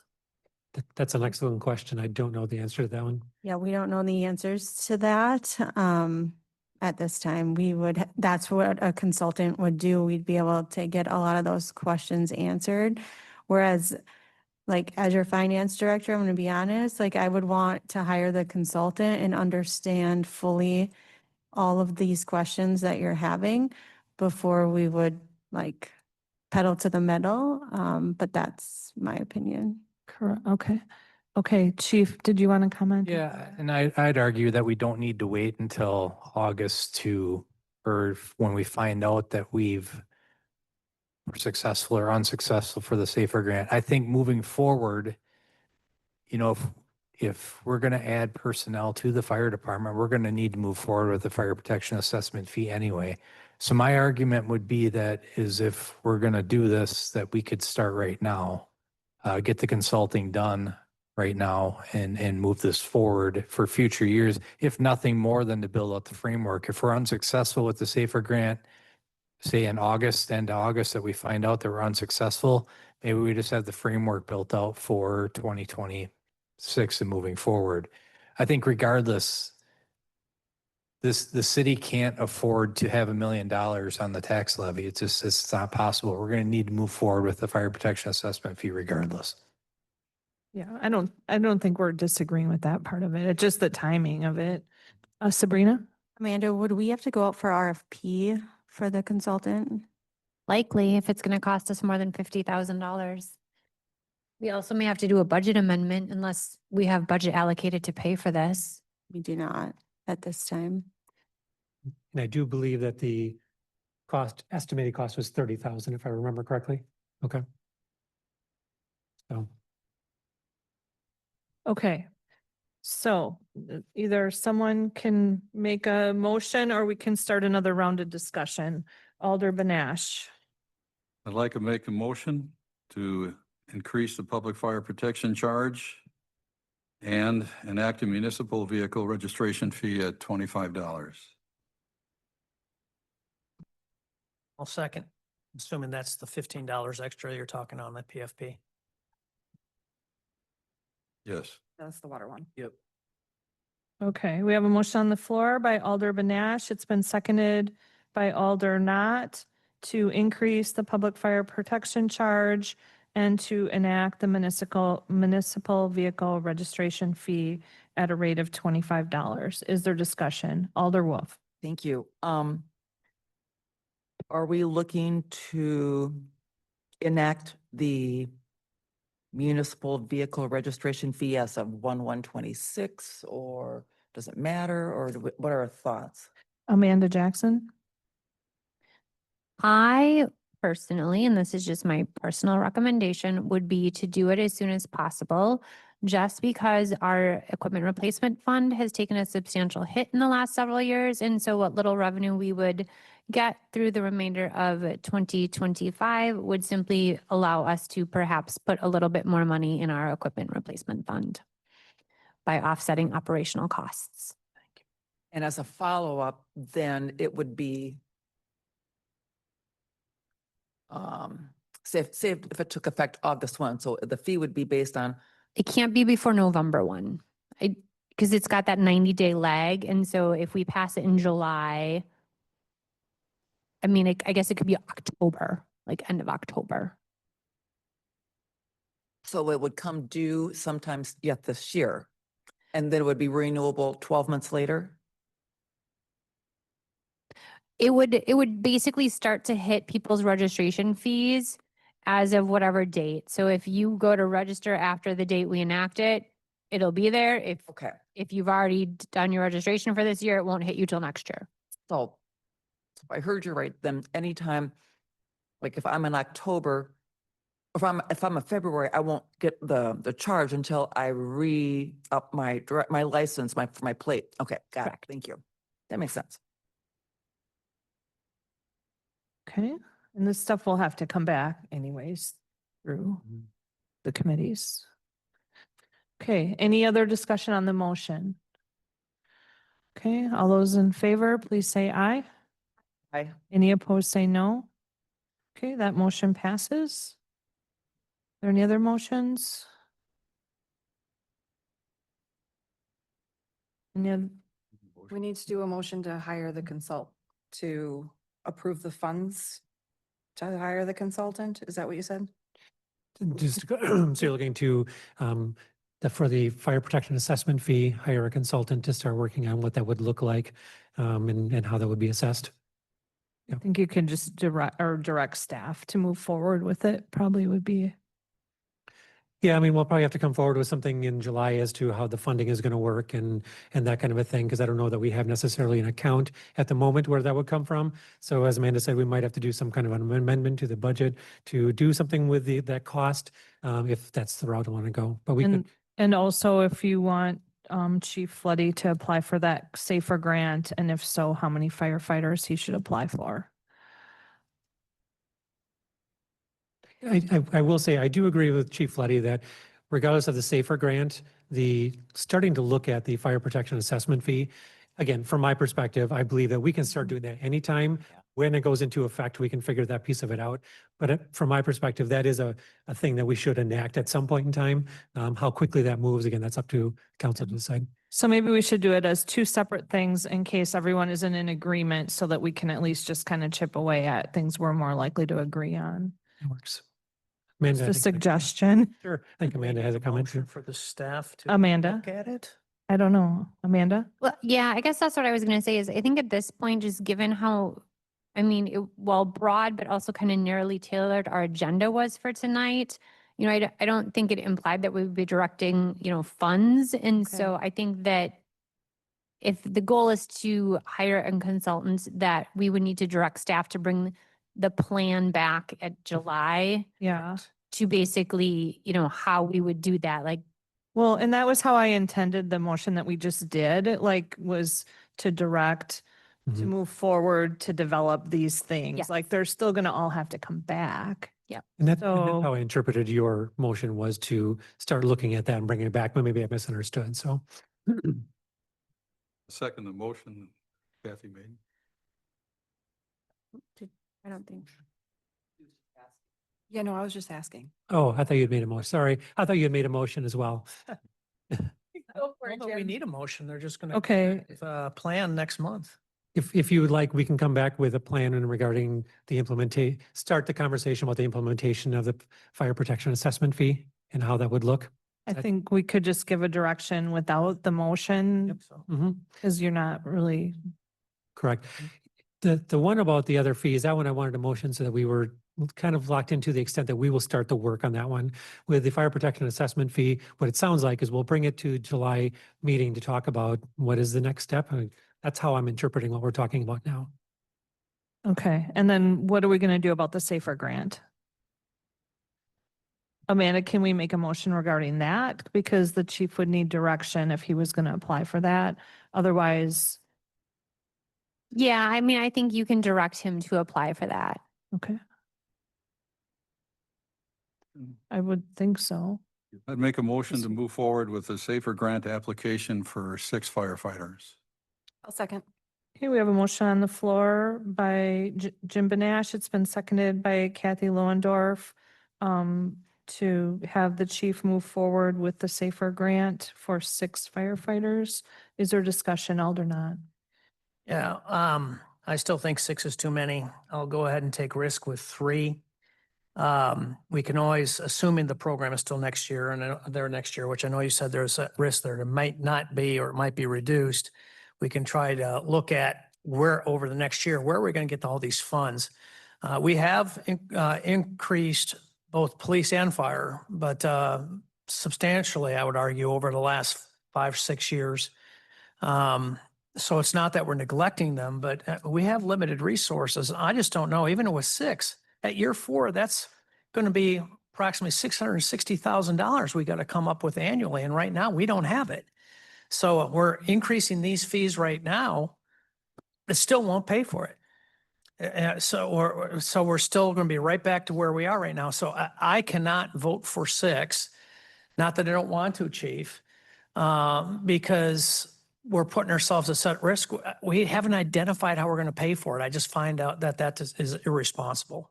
3, I'm working out the numbers. I think we'll be able to afford, at least for now, with what we've done with the fee increases. 6, we just can't. Okay, any other discussion? Alder Benash? Well, if I understood this correctly, the public fire protection charge would put us in a position where we could make up the difference to pay for the firefighters and the EMS. So it seems to me that that fee would cover these costs as we've discussed this evening. And if I understand that correctly, Mr. Fletty, that is the case. Okay, we'll give Chief a chance to respond. Yeah, the fire protection assessment fee that we're going to be looking at shortly. Okay, pause. Yep. Did you not say did you say fire protection assessment fee or fire protection Charge. charge? You said charge. Oh, I'm sorry, I got that confused. I get confused myself. Similar. That I'm not 100% sure. That's more of I didn't research the fire protection charge, just the fee. Correct. The public fire protection fee is related to the water system. It's not related to the fire department. So essentially, if you agree to the SAFER grant and for us to move forward with this fire protection assessment fee, you're essentially agreeing to 3 new fees. 3 new fees, essentially. That's what I'm saying, because if it's just that simple that if we go down this route, that'll just all pay for itself because the rates will change, well, then why not go for 18? Why not 27? I mean, well, no, what I'm saying is it still has to be paid for is the bottom line. Regardless of where the money comes from, it has to be paid for. Correct. Right. And, yeah, the fee will come from the residents. I mean, that's who's gonna pay for it. And again, I don't want the chief to think that I'm arguing against him by any means. I just want to make sure that we are thinking things through. So, you are correct, Alder Benash, that the fees that we've been advised to move forward with the last motion, that potentially, I haven't run the math, that potentially could cover that fee. But also remember that the projected deficit that we talked about earlier, that does not include inflation increases, contractual increases, gas prices, whatever those increases in our department budgets yet. We haven't even got to those as to what's going to cover those increases. And so I'm a little concerned about, where is that coverage going to come from as well too. So I just wanted to point out that there are some concerns in regards to making sure that we have enough to go around for everybody in as much as we possibly can. And again, this is not an argument against the fire department. Right. I'm just making sure that we are looking at the big picture. Okay, any other discussion? I got it. Okay, Mike. Thank you, Melky. Mayor. I'm just going back to our presentation we had, I don't even remember, 4 or 5 months ago. One stat that stuck out in my mind and still ingrained in my mind is in 2020 to 2025, we have the same amount of firefighters, but we have 2,000 more calls. So Amount of firefighters. We've increased their staffing over that period of time. By 3, yeah. what's that? There was an increase of 6, actually. Oh, okay. Well, there was a number, Chief, maybe you can confirm, but there was something where it was basically the call volume is up 2,000 calls from when it was 20 years ago. And the department is, I guess I'll let you take that. Is it the Yeah, same or it's up by 6? We had 31 firefighters in 2000. We have 31 firefighters now. The Yeah. thing is the part-time model is flipped with the full-time. We were mostly part-time back in 2000. We're mostly full-time now. So 31 and 31, and we were running about 600 calls in 2000 and over 2,200 today. So I guess I just want to, I do want to commit something for the fire department. I understand where you're coming from, Alder Not, but I just, it is important to remember that, we're running them pretty bare. So I guess that's just my 2 cents. Well, we did spend in a deficit this year, and we're looking at deficits in the future. And I'm not opposed to getting more firefighters. It's what can we afford is the question. We have a giant surplus. Just saying. If you spend it, then it's gone. If you spend down a surplus, Okay, we're going to speak in order. Right now it's Kathy's turn. Okay. Kathy, go ahead. That was my only comment. Okay. So Larry, did you want to say anything? I'll hold it till the end. This is the end we're going to, before we vote on this motion that's on the floor. On this motion, no. This is the motion. The motion on the floor is 6 firefighters. Alder Wolf, did you want to comment anything? Oh, one quick thing that's somewhat directed to this. My conversations with Jared in not too recent past was, I think you're either at the same number from however many years ago with Public Works, or maybe I think at one time you were down 1 for, so everyone's still like at those same numbers. I Yeah. think police also. No kidding. Park and Rec. How many people? Oh, yeah, absolutely. I guess one thing I always say, if anyone ever asks me at doors or just, not at doors, anything but doors, they'll talk about Onalaska versus La Crosse. Now, I don't like to compare us to La Crosse because I've always said, I've heard the mayor say this too. If Onalaska is doing well, so is La Crosse. If La Crosse is doing well, so is Onalaska. It's not a competition. Some people want to make it a competition. I would prefer not to. I think we both have our attributes.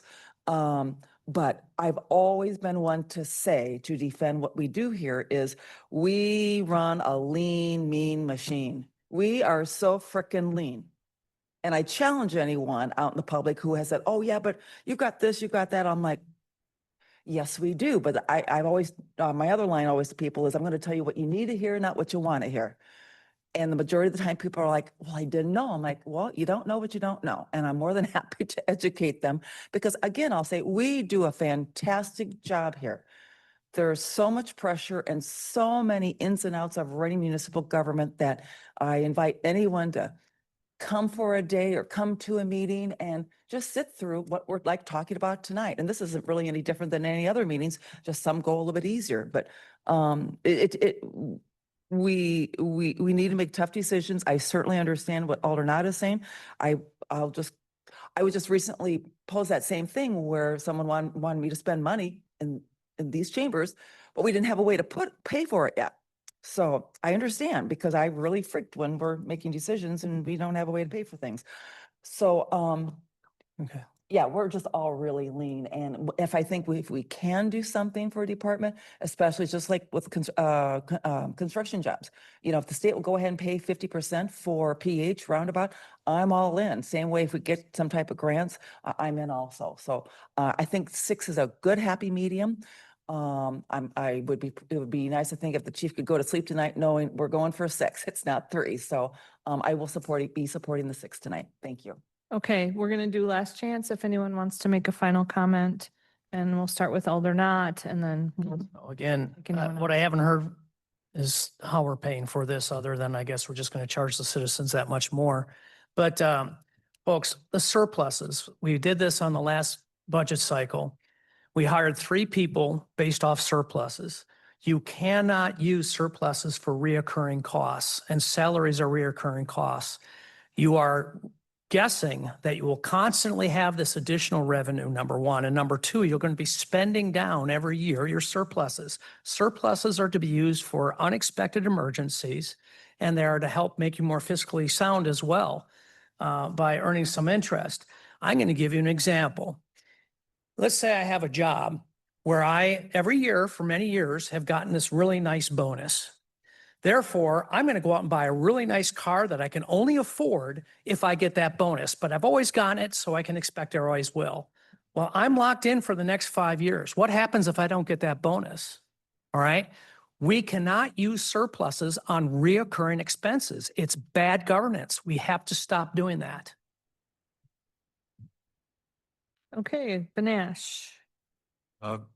If I understand, Rick, that a fire protection assessment fee is something that we haven't approved yet tonight, is that correct? That is correct. Is that something we were going to discuss tonight, and whether we are or are not going to approve that?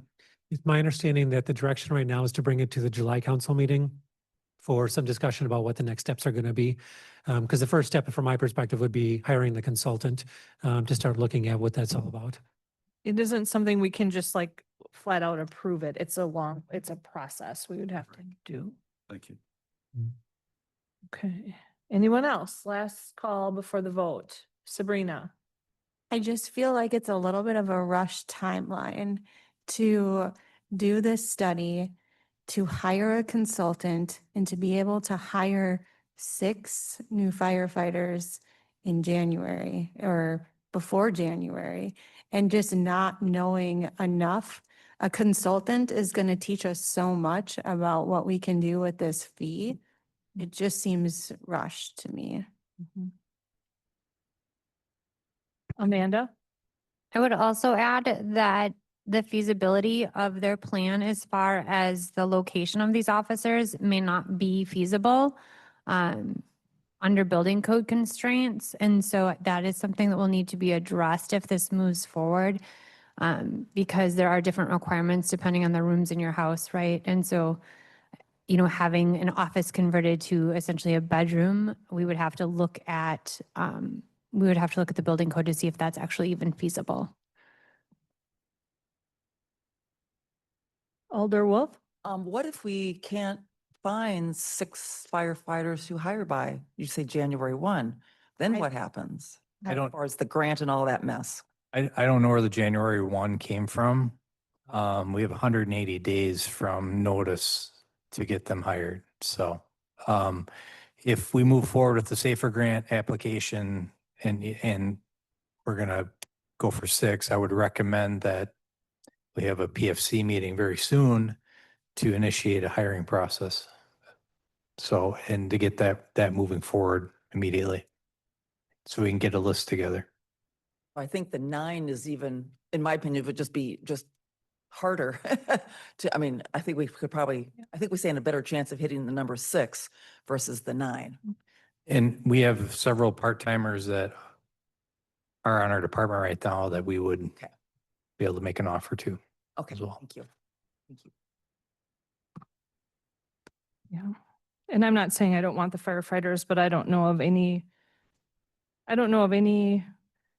thing like this that we've ever moved on this sort of a timeline at all on any level. Rick? And I'll just add as well too, and again, I want the firefighters. This also does put, a bit of a burden on the HR department as well too. That this recruitment process and the PFC process, that is something that HR would be directing. And I just know the condition of their staffing at the moment, and that certainly is going to be a challenge for them to do over the next, again, in theory, 6-ish months or so. Again, just a consideration when you're looking at what does this look like moving forward. Again, I'm sure it can be done, but that was just another consideration I want to throw out there as well. I just thought of this as well. We have the regional study being done with Town of Holland, Village of Holman, Town of Onalaska, and the City of Onalaska. Again, what that looks like going forward. Again, those are things that we just don't know at this point in time too. Yeah, what is the timeline for that? Because the consultant is gathering information right now. When will they know about that grant? Chief might know more about that because I know he met with them this week at some point in time. So From what I understood when it initially came out, no, we met with the consultant. I didn't ask him about a timeline. We just met with him a few days ago. I'm guessing 2 to 3 months. Right, so. Okay. Anyone else? All right, the motion on the floor, applying for the grant with 6. Stacy, you can do the roll call.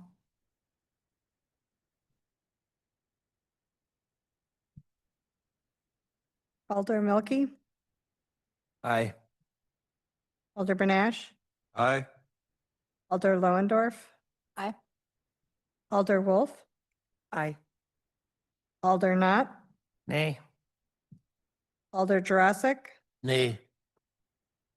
Okay, motion passes 4-2. Is there anything else you need, Rick? I don't think so. I think we got some direction tonight. We'll probably put this on as an agenda item for our July, just on a number of these different topics to keep moving things forward. Okay, Street lighting is off. That one has not been moved forward. What doesn't move? what did forward? you say, Larry? You need to use your microphone more because you're very Street hard to hear. lighting is off right now. Yeah. Not unless you want to make a motion for it. I mean, we're still in session here. If anybody has anything else they want to discuss or talk about. Yeah, I'll make a motion that we look into possibilities of the street lighting surcharge. Okay, we have a motion by Larry Jurassic. Is there a second? So that answers that. That motion dies for the lack of a second. Anything else? Just want to thank council for all their work tonight. I know these decisions weren't easy for any of you to do, so just want to appreciate you listening to all the information and giving us direction moving forward. Thank you. Yep. All right. Thank you, everyone, for your good discussion. Item 4 is adjournment. I'll second. A motion by Mike Milky. It's been seconded by Kathy Loendorf to adjourn. All those in favor, please say aye. Aye. Any opposed, say no. We are adjourned. The time is 8:24. Thank you, everyone.